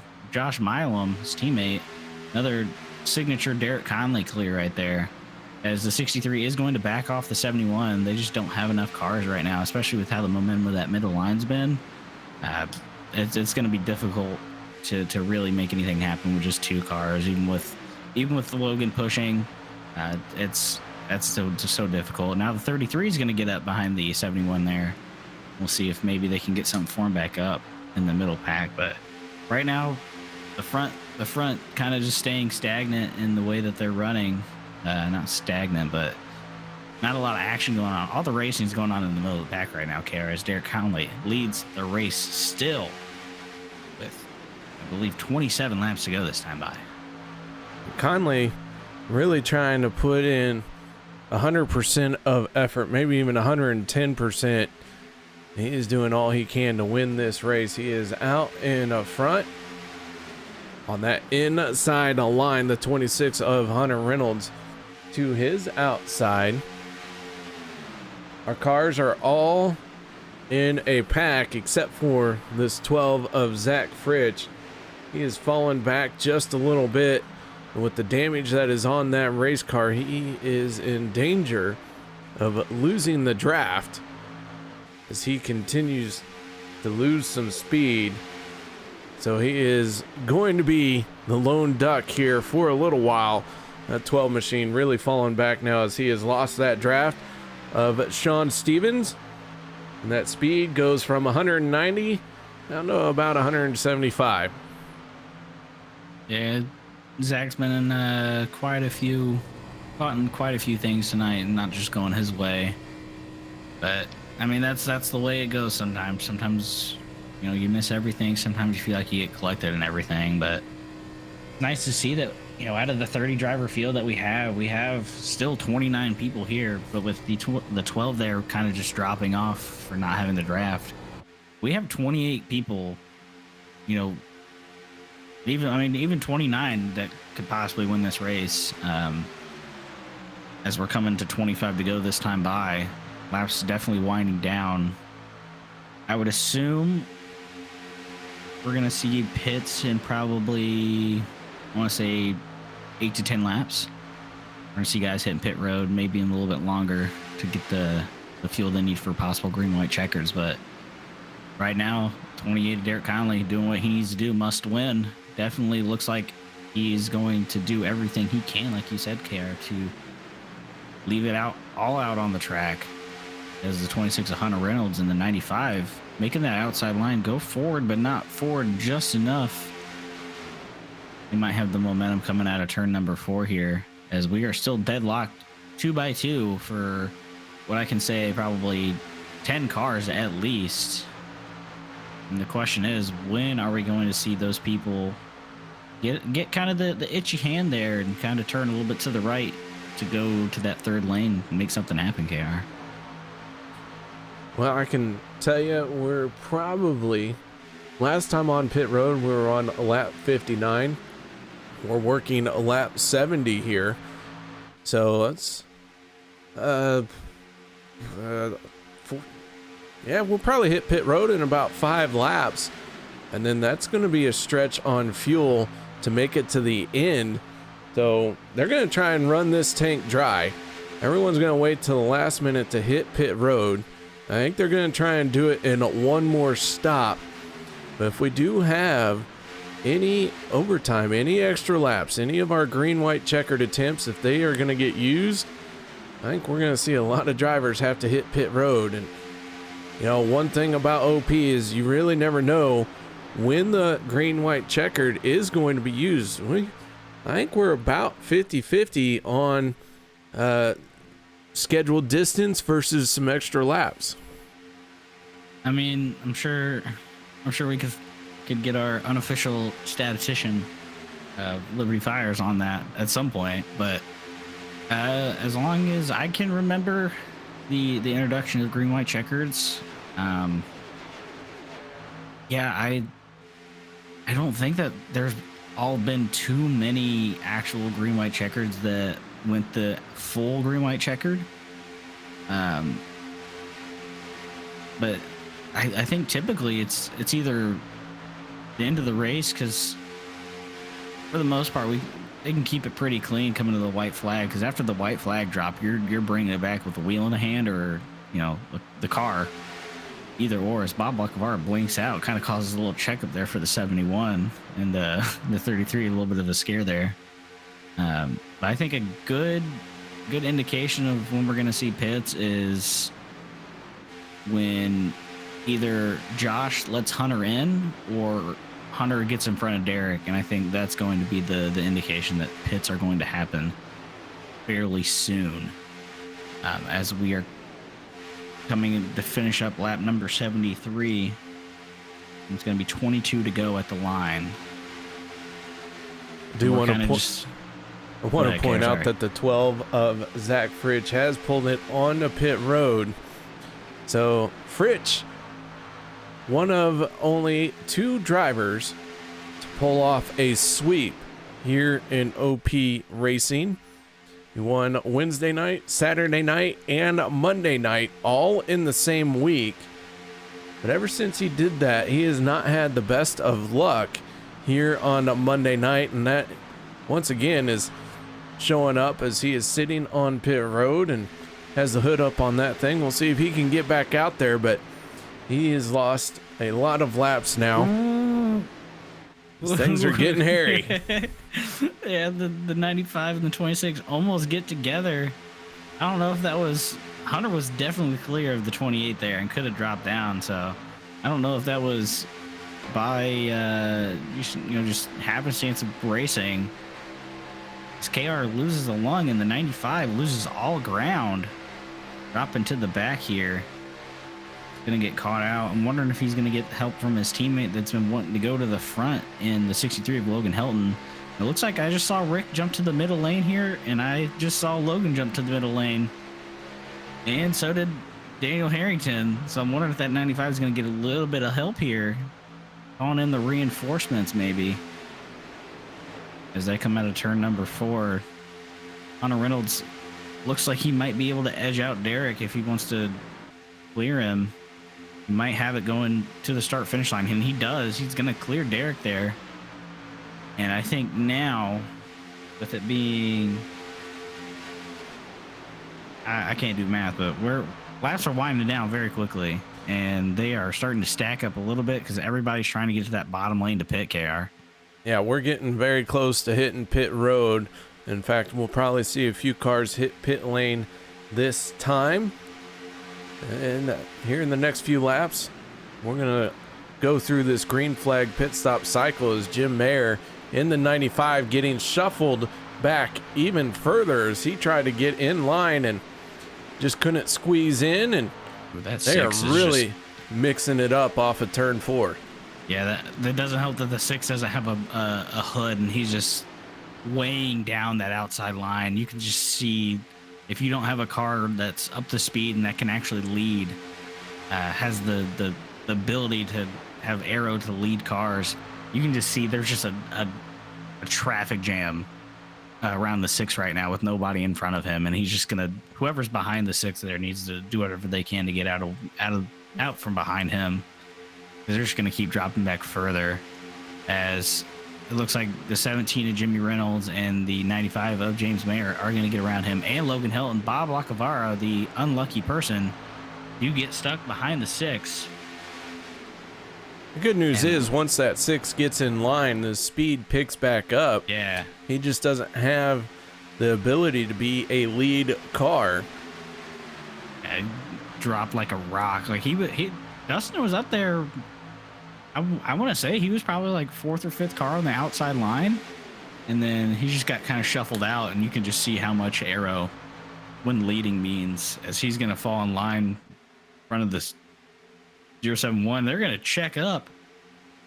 I don't think that the 071 was expecting how much slower the 6 is. That's going to hurt them even more, and it's definitely going to hurt the 82 of Dan Harrington. Is he going to have really no help in front of him, as Logan's found another friend in the 17 of Jimmy Reynolds, along with his teammate, the 4 of Rick Seaburns, as we're going to see most of the field hit pit road, and it's going to be a fun one here, KR. A lot of drivers on the pit lane. Les Levy stays out. Jimmy Reynolds staying out. But Derek Conley, Hunter Reynolds, Josh Milam, Gabe Butler, Peter DeBorgia, Jim Mayer, all on the pit road. As the 17 tries to race the 62 for the lead. 8 drivers staying out for the moment, as we have 16 laps to go. And now everyone getting single file in this group, so they're going to be hitting pit lane as Les Levy in the 62 with the 46 of David Overstreet on his back bumper. Scramble out of pit road. And our second group is on the pit lane. Here comes Logan Helton with a very aggressive entry, and he has got those brakes locked up. Logan Helton with a very aggressive entry on the pit road. Hopefully he got it slowed down. It looked like he did when he hit the line. I think he was about 54 miles an hour. So thankfully Talladega, the pit X is banked, so if you flat spot the tires, it's not going to hurt you too bad. As that second group, or that first group that pit, being led by I believe that's the 25 of Adam Evans, but they are 3 wide right now. And they're, oh my goodness gracious. Great save by the 40 of Peter DeBorgia there. My man was completely sideways, about up in the wall, collected about 6 cars, but they kept it straight going forward. If you can pull a replay of that, that's definitely worth a save of the race award if we have one of those. But 2x2, Derek Conley, Adam Evans, they're racing hard coming off pit road right now. And you're going to have that other group that just pit merging onto the back straight here. And we'll see this get even more hairy as we have 15 to go, 14 to go this time by when they hit the start finish line. So definitely within the pit window, I believe so, as 63 of Logan Helton's going to get gone around right here with the 46 behind him, and they're going to have to fall in line, try to make something work. But KR, it's now go time now. Yeah, 15 laps to go. I think everyone's going to have enough fuel to get through this race, including green, white, checkered finishes. Adam Evans in the 25 has to deal with the 28 of Derek Conley to his outside. Adam Evans, one of the drivers that could use a win. Evans, a Meteor Racing team member. Derek Conley from Fuel Sim Racing, as Conley slides down in front of Adams, and that's going to put FSR back to locking out the front row, something that they have been doing all race long. So Conley and Hunter Reynolds have spent a lot of time running 1 and 2 side by side here tonight. Josh Milam in the 7, pushing on the back bumper of the 26, Jim Mayer in the 95. Multiple wins for the 95 this season. Logan Helton in the 63 has multiple wins as well. A lot of the drivers here have locked themselves in. That doesn't mean that everybody who hasn't locked themselves in is going to give up. Oh no, you're always looking for a race win, and the 52, giving everything he has to the 63 of Logan Helton there, as they're going to get the 091 of Zach Workman. And I think that outside line is going to start getting more cars. We've seen the 71 there, Sean McCara. He was trying the top lane there, and you have Rick Seabrans, Jeff Crosby kind of peeking around up there too. So that outside line starting to get more cars as we speak. We'll see if that 63 can make something happen, get to the front here, maybe even clear both lanes. But we're 3 wide right now. And Kara, we're about 10 laps to go. About 11 laps to go. 12. That's why I'm not good at math, people. But that's why I call iRacing NASCAR races. There you go. The 26 Hunter Reynolds surging forward with the 7 of Josh Milam, FSR, keeping that front row a lock. Hunter's going to drop in front of Derek there. And that's going to allow that outside line to get a little bit more ground. Not having to clear one more car, as the 63 is now even with the 8 of Cody Ober. Coming out of turn number 4, they're still not making all that much ground. Only 4 cars up top. They need a few more if they really want to make something happen. That middle line is just doing a great job of kind of defending that outside line and keeping that inside line from really gaining any sort of advantage. And the people in the middle lane are just doing an excellent job of staving off any run. As almost contact between the 63 there. Hunter's going to go up and take the run away from Josh and keep that momentum there. Surprised there wasn't a checkup, but that's going to allow Logan Helton in the 95 jumping up in front. They're Peter checking DeBorgia, up. They're big wrecking. contact. David Overstreet goes around. And we got cars crashing with 11 laps to go. Rob Connors did set the fastest lap of the race before this yellow came out at a 49.40, but we're going to slow this thing down. David Overstreet and Rob Connors make contact. Sean McCarr gets involved. Peter DeBorgia had a little bit of contact from it. Take another look at this one.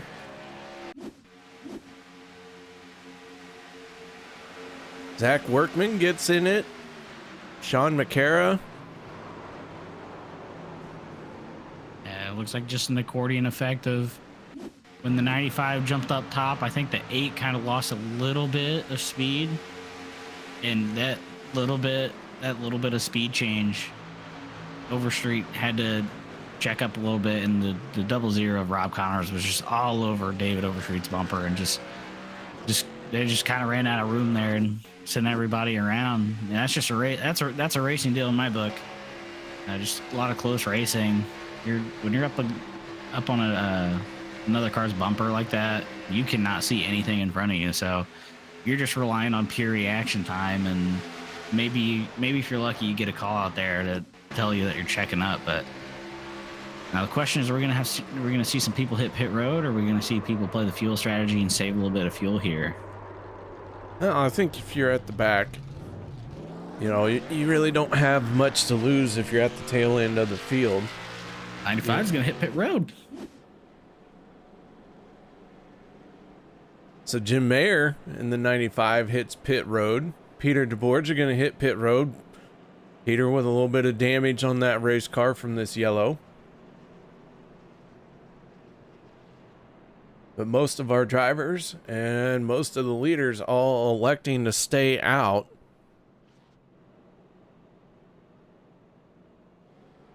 You know what I hope for tonight, KR? No. The one thing that I would love to see, like 4 wide come to the checker flag.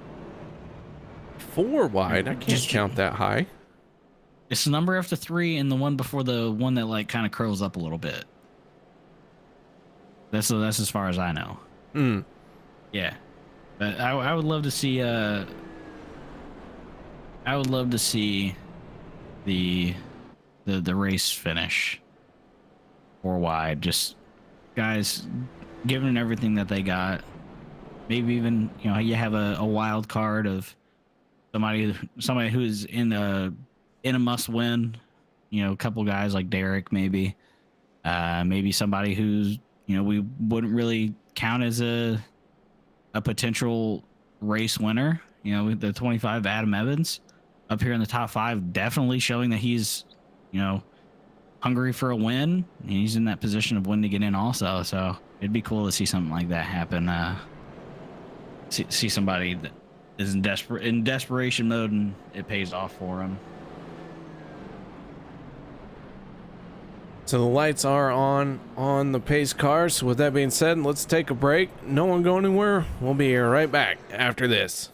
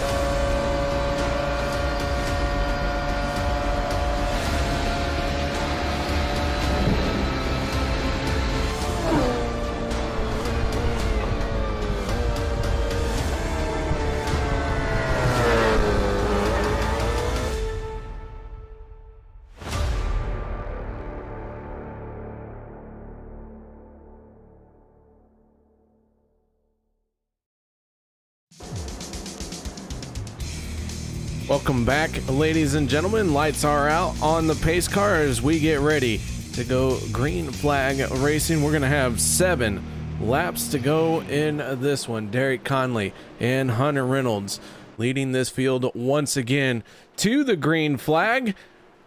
They have done that multiple times here tonight. Back of the pack, still trying to get into formation, but we're going to let them go one way or another. So here we go. 28 cars still on the lead lap. 28 cars on track as the green flag flies. We are back underway to try and settle out this Extra Life 250. If you guys want to send a donation to Peter DeBorgia as he tries to reach his goal of $1,000, his stream, his 24-hour stream, going to start at 4 a.m. on Saturday, November 6th, and go till 4 a.m. on Sunday, November 7th. We would love and appreciate y'all to check that out. That is on Mixmaster PJ over on Twitch. He will be going. Man, them 24 hours, those are some long streams, but stop by, give him some love, give him some support, encouragement, all that stuff. But he is doing it for a good cause as he tries to raise money for his charity through Extra Life. That link is provided down below in the broadcast description. And if you're feeling saucy enough, you can scroll up in YouTube chat. It was put in there earlier. Speaking of YouTube chat, Liberty Fires did come up and he said unofficially he thought that there's maybe 2 races that finished their regular distance, so everyone else has gone into overtime. Good thing he's there because it didn't seem I can't recall everything. Oh my good, Les Levy, I'm so sorry. Les just made that car fit where it shouldn't have fit, and he, oh my goodness gracious, Les Levy, hats off to you, my friend. Oh, Les is now leading the top lane. I'm so sorry to abruptly cut you off, Kara, but that caught me so off guard. What I just saw. Well, either way, it seems to have worked for him as he's in the outside lane and gaining some ground. As that middle lane's gonna check up now. Derek Conley in the 28. I won't say he's necessarily in must-win territory, but he is getting pretty close to being in that must-win territory. So that 28 is Randall Cobb in the 52 got sideways. We got in the back. More they kept cars it straight, going. Though. We stayed green though. So Randall Cobb with an outstanding save in the 52 was sideways down on the apron, but wrestled that car back straight. Now we have 4 laps to go. And Derek Conley in the 28 trying to make that car very wide. The 63 of Logan Helton using the 3rd lane. He's got help with Dave Hunt and Les Levy. And not only was the 52 sideways, the 6 was also sideways a little bit further back, but we're dead even with Derek and Hunter going into turn number 3. Logan trying his absolute best to get that outside line rolling. And they just need a little bit of a break, somebody to check up in the middle, somebody get a little bit loose, which we know that middle lane, it's hot, it's slick out there. It's hard to keep that car straight as Adam Evans gonna slide up in front of Logan here, and that might be the break that they need to get that outside line going forward. He timed that just about as good as you can get. Logan is on his bumper and contact. Oh, and Dave Hunt's gonna go up and over. Side.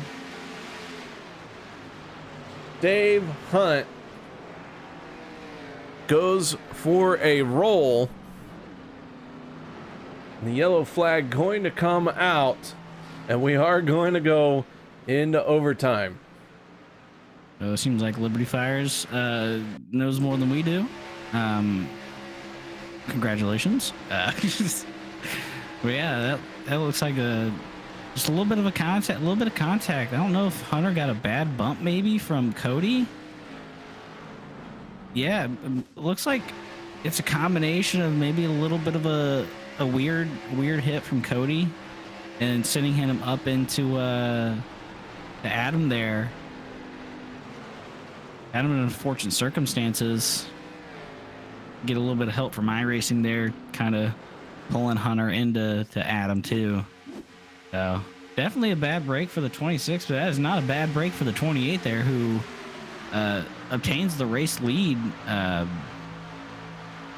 kind of, unfortunately, it's going to affect Hunter, but Hunter's also a very strong person that can take away a race win from you very easily. So Derek, I'm sure he's, feels a little bit not upset, but feels bad for Hunter, but it kind of helps his chances a little bit more to get that race win.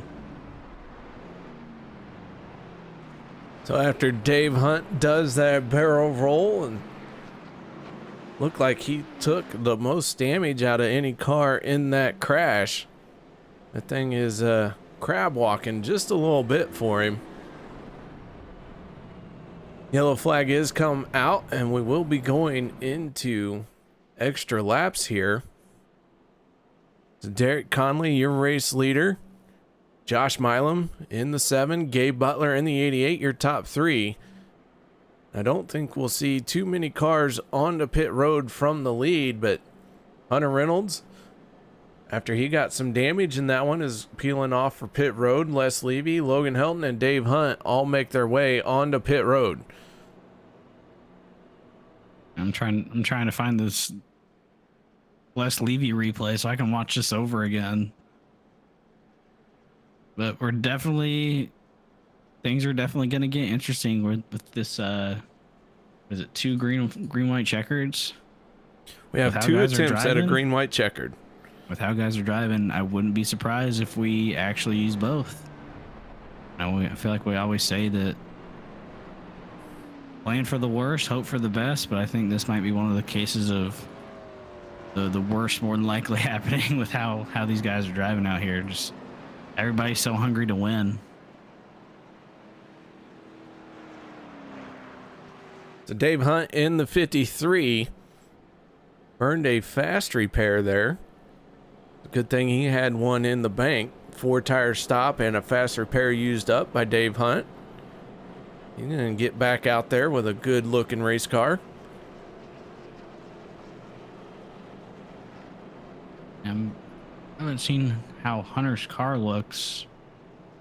Hunter is still in the pits. So also the 63 Logan Helton also still in the pits after battling back, being up there trying to get his name back in the bucket there, to name in the hat to try to steal away another race win this year. As Hunter pulls out of pit road.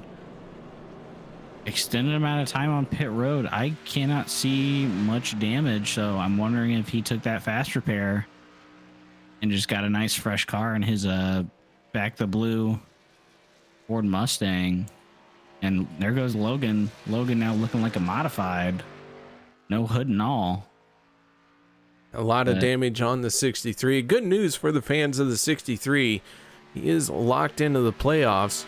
He was trying to win the regular season championship, so this is going to hurt him. He did come into tonight as the point leader. He had a 3-point lead over Chris McCullough coming into tonight, but McCullough did not start this race. Gabe Butler was only 21 points behind. So now Gabe Butler up in 3rd place right now. Logan Helton finding himself in 27th. And this race isn't over yet. Logan could still salvage a good points haul here.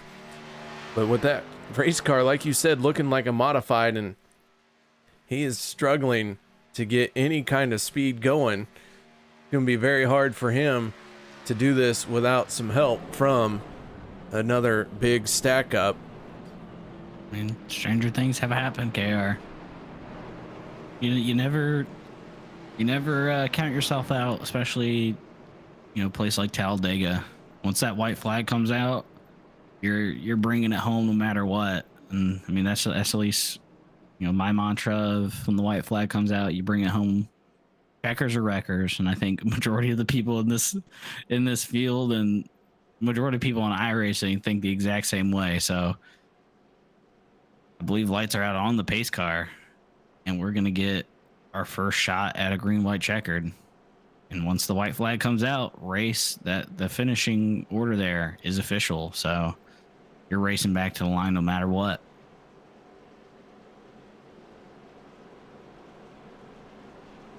All right, so Derek Conley going to have Josh Milam on his outside for row number 1.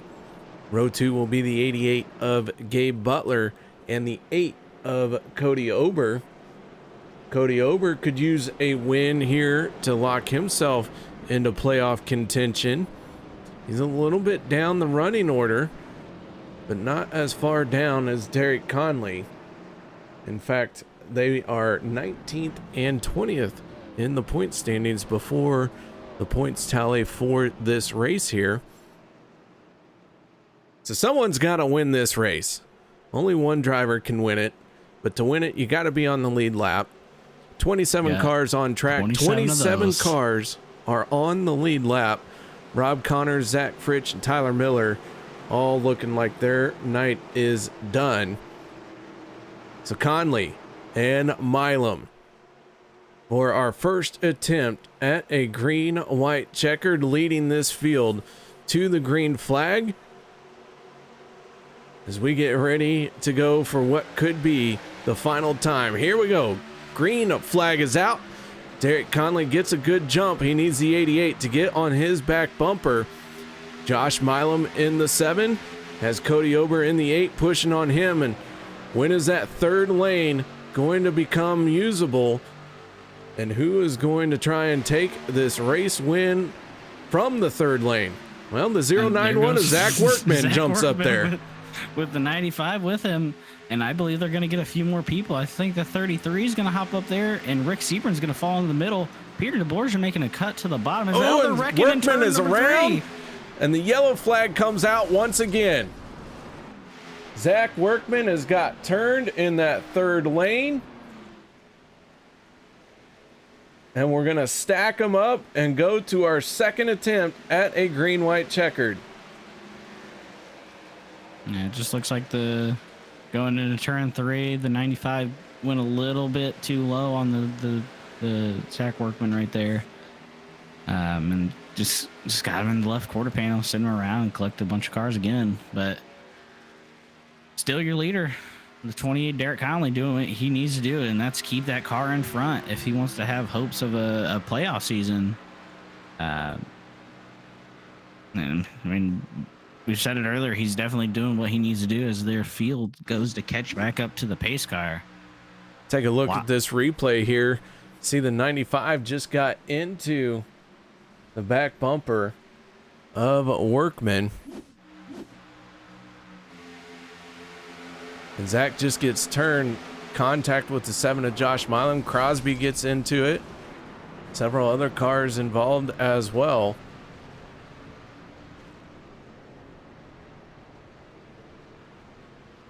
Andy Brigante gets turned.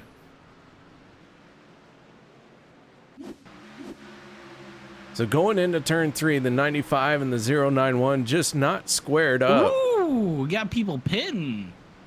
Okay. Conley on the pit road. Milam, Cody Ober, all those guys on the pit road. Gabe Butler stays out. Rick Seabrand stays out. Peter DeBorgia staying out. They had enough for 1, but not 2. So I'm wondering how close the guys who.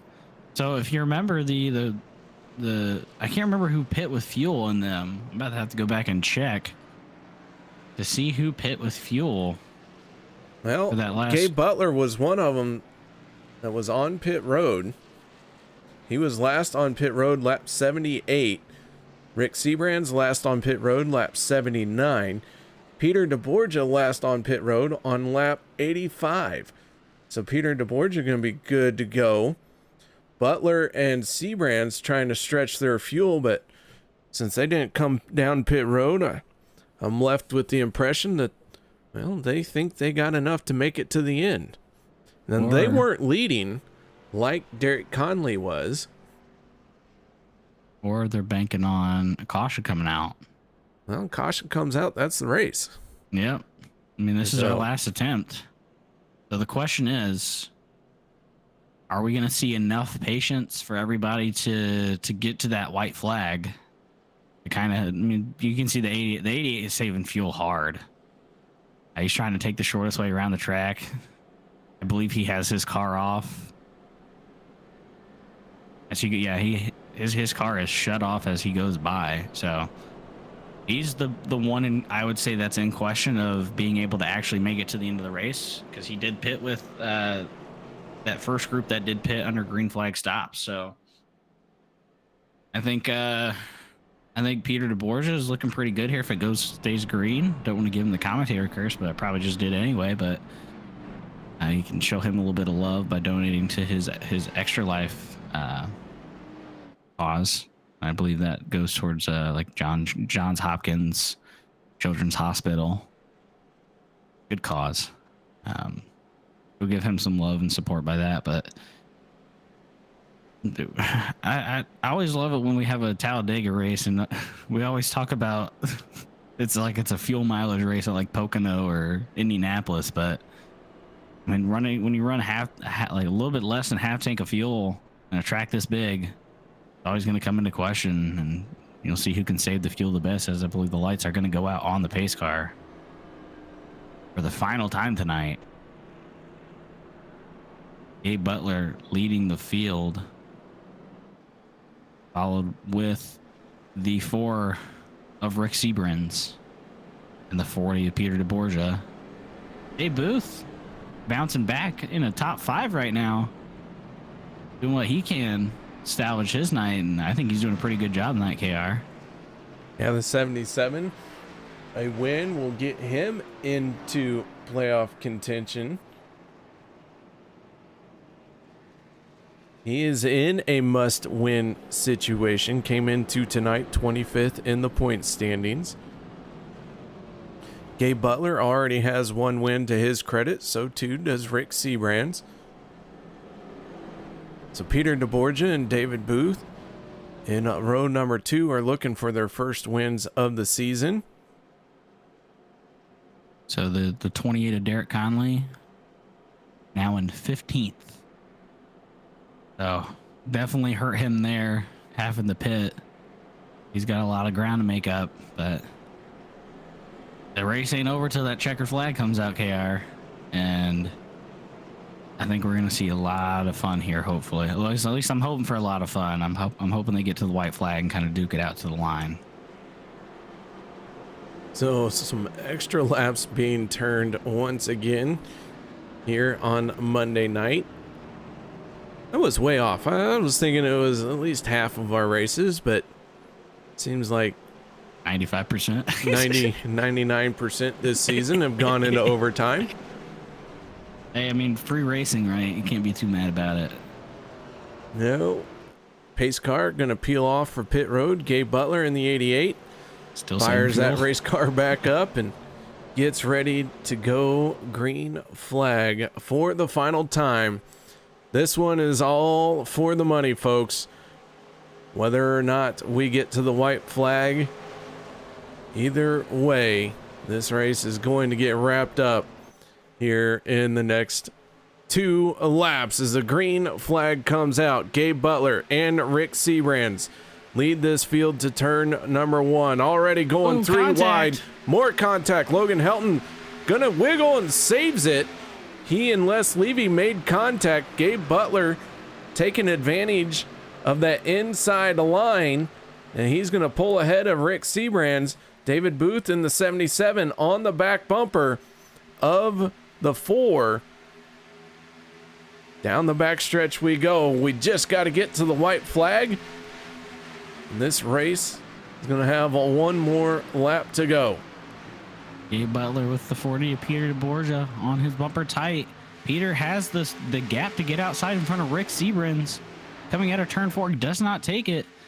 As the field starts to close back in once again, Gabe Butler in the 88 keeping this race lead. White flag is out. Rick Seabrands making a charge forward with the 77 of Dave Booth, 71 of Sean McCara, and there's the 28 of Derek Conley coming out of nowhere, making a run at the last second on the last lap, and we are official race to the line no matter what. The 28 of Derek Kiley making a huge run forward right now. Has no help with him though. He's up in that third lane, needs some help. No one going with him. He's going to try and do it by himself. Stays tight to the 77, now tucks back in. Gabe Butler and Rick Sebrands into turns 3 and 4. Butler a little bit of a wiggle up. Everyone responds in kind, but off of turn number 4, here they come. Who's it going to be to the line? Butler has the advantage, but Rick Sebrands gaining some momentum. I don't think it's going to be enough. It looks like the 88 of Gabe Butler is going to win this one here in the Extra Life 250.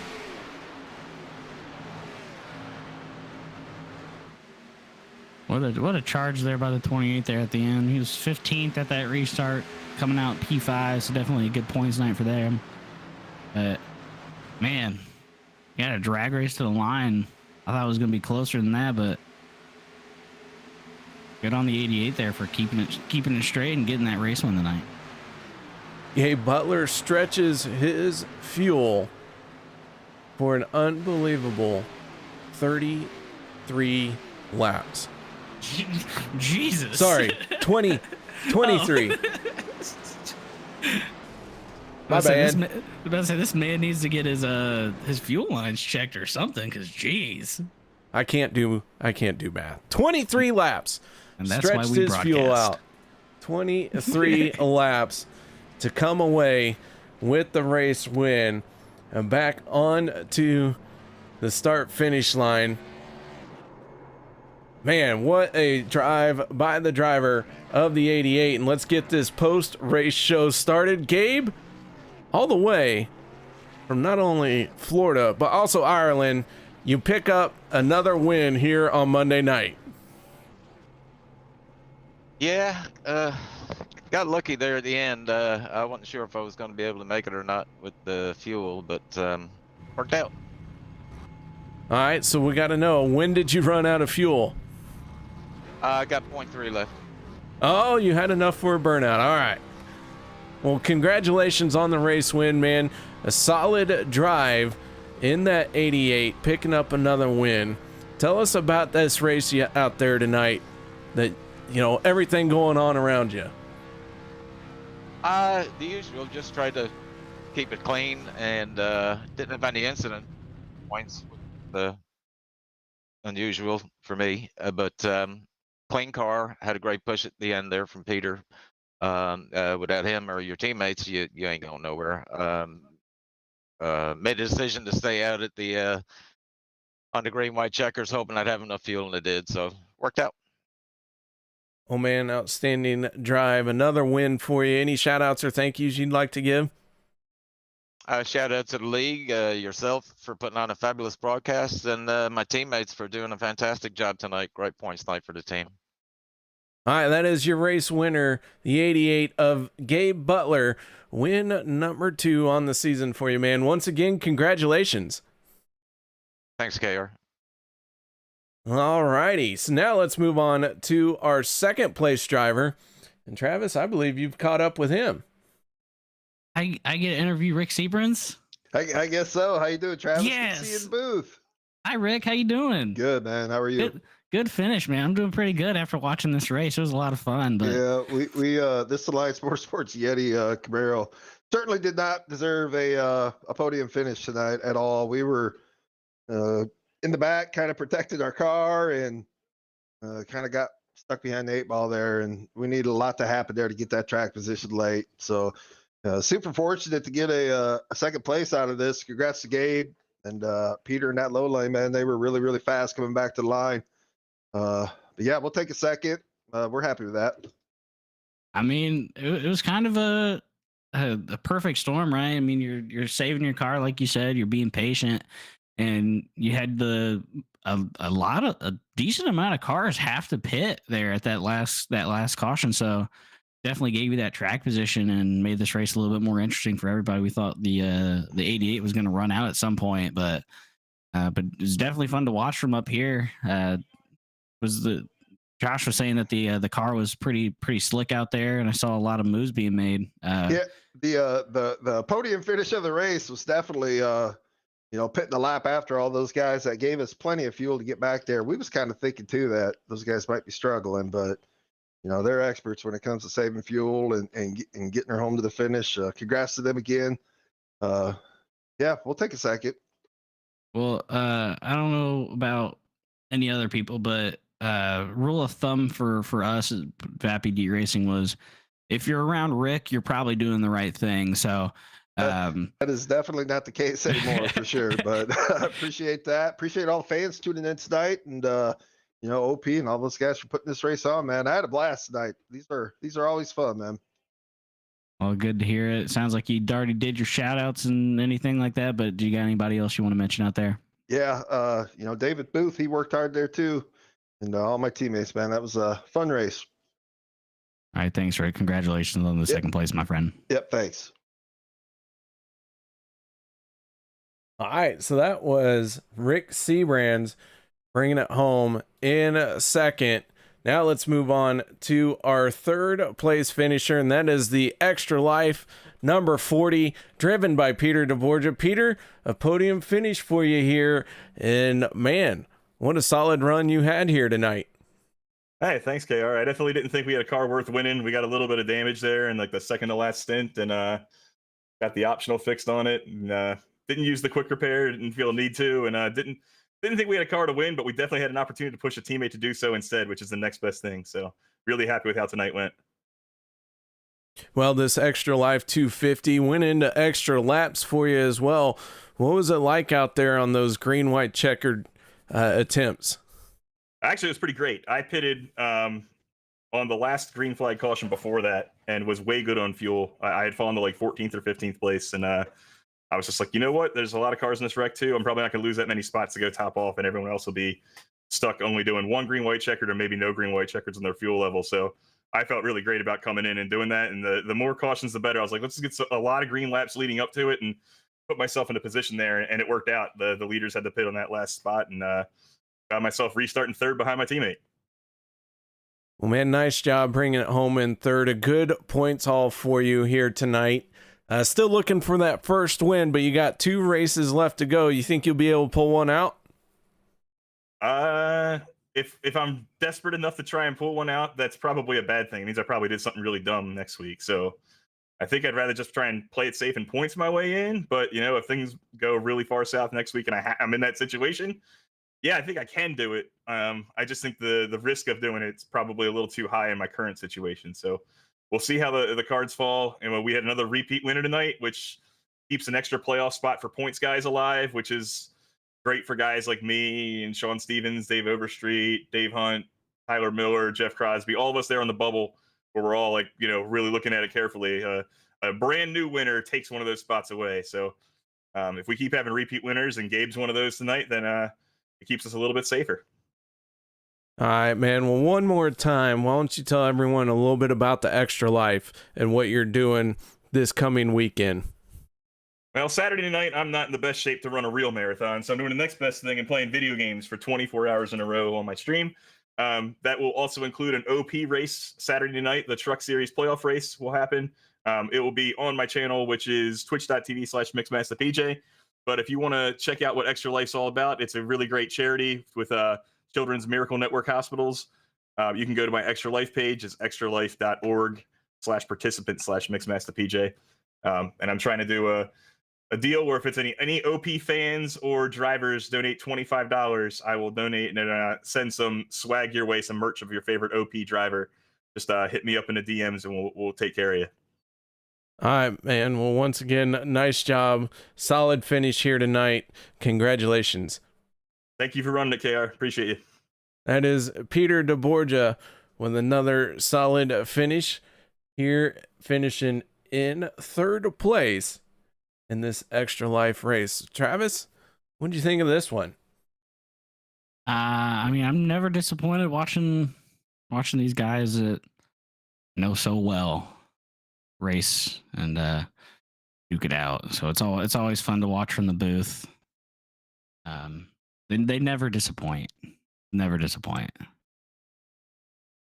All right, guys. Well, all that's left is to go through our finishing order here tonight. Gabe Butler picking up another win on the season. Rick Seabrans brings it home in second, and the final step of the podium goes to the 40 of Peter DeBorgia. Fourth place, David Booth in the 77. Derek Conley with an outstanding charge going to finish in fifth. Jimmy Reynolds, recovering from one lap down, ends up in sixth. Sean Stevens, seventh. Dustin Barber, eighth. Ninth goes to Jeff Crosby. Dan Harrington, without a front clip, brings it home in the top 10. Sean McCara, 11th. 12th goes to Cody Ober. 13th, Dave Hunt. 14th, Josh Milam. David Overstreet, 15th. 16th, Hunter Reynolds. Les Levy, 17th. 18th place in the Lamborghini goes to Andy Brigante. 19th place, Logan Helton. Mark Mann, 20th. 21st, Eric Laurie. Zach Workman, 22nd. 23rd goes to Daniel Holloway. Jim Mayer, 24th. 25th, Adam Evans. Randall Cobb finishing in 26th. Bob Lacavera, 27th. Rob Connors, 28th. 29th goes to Zach Fritch. And Tyler Miller going to bring it home in 30th place. So I want to thank you all for joining us here on Monday night. Make sure you join me for Wednesday night as TJ Elliott will give up the microphone and pick up a steering wheel. But that will be another Extra Life sponsored race. So if you didn't catch all the information, you can either rewatch the broadcast or tune in this Wednesday night as Peter's going to be talking about his stuff once again. So guys, thank you very much for joining me. I hope you all enjoyed the show. And until next time, well, y'all stay safe. And I'll see you hopefully Wednesday night. Okay, bye.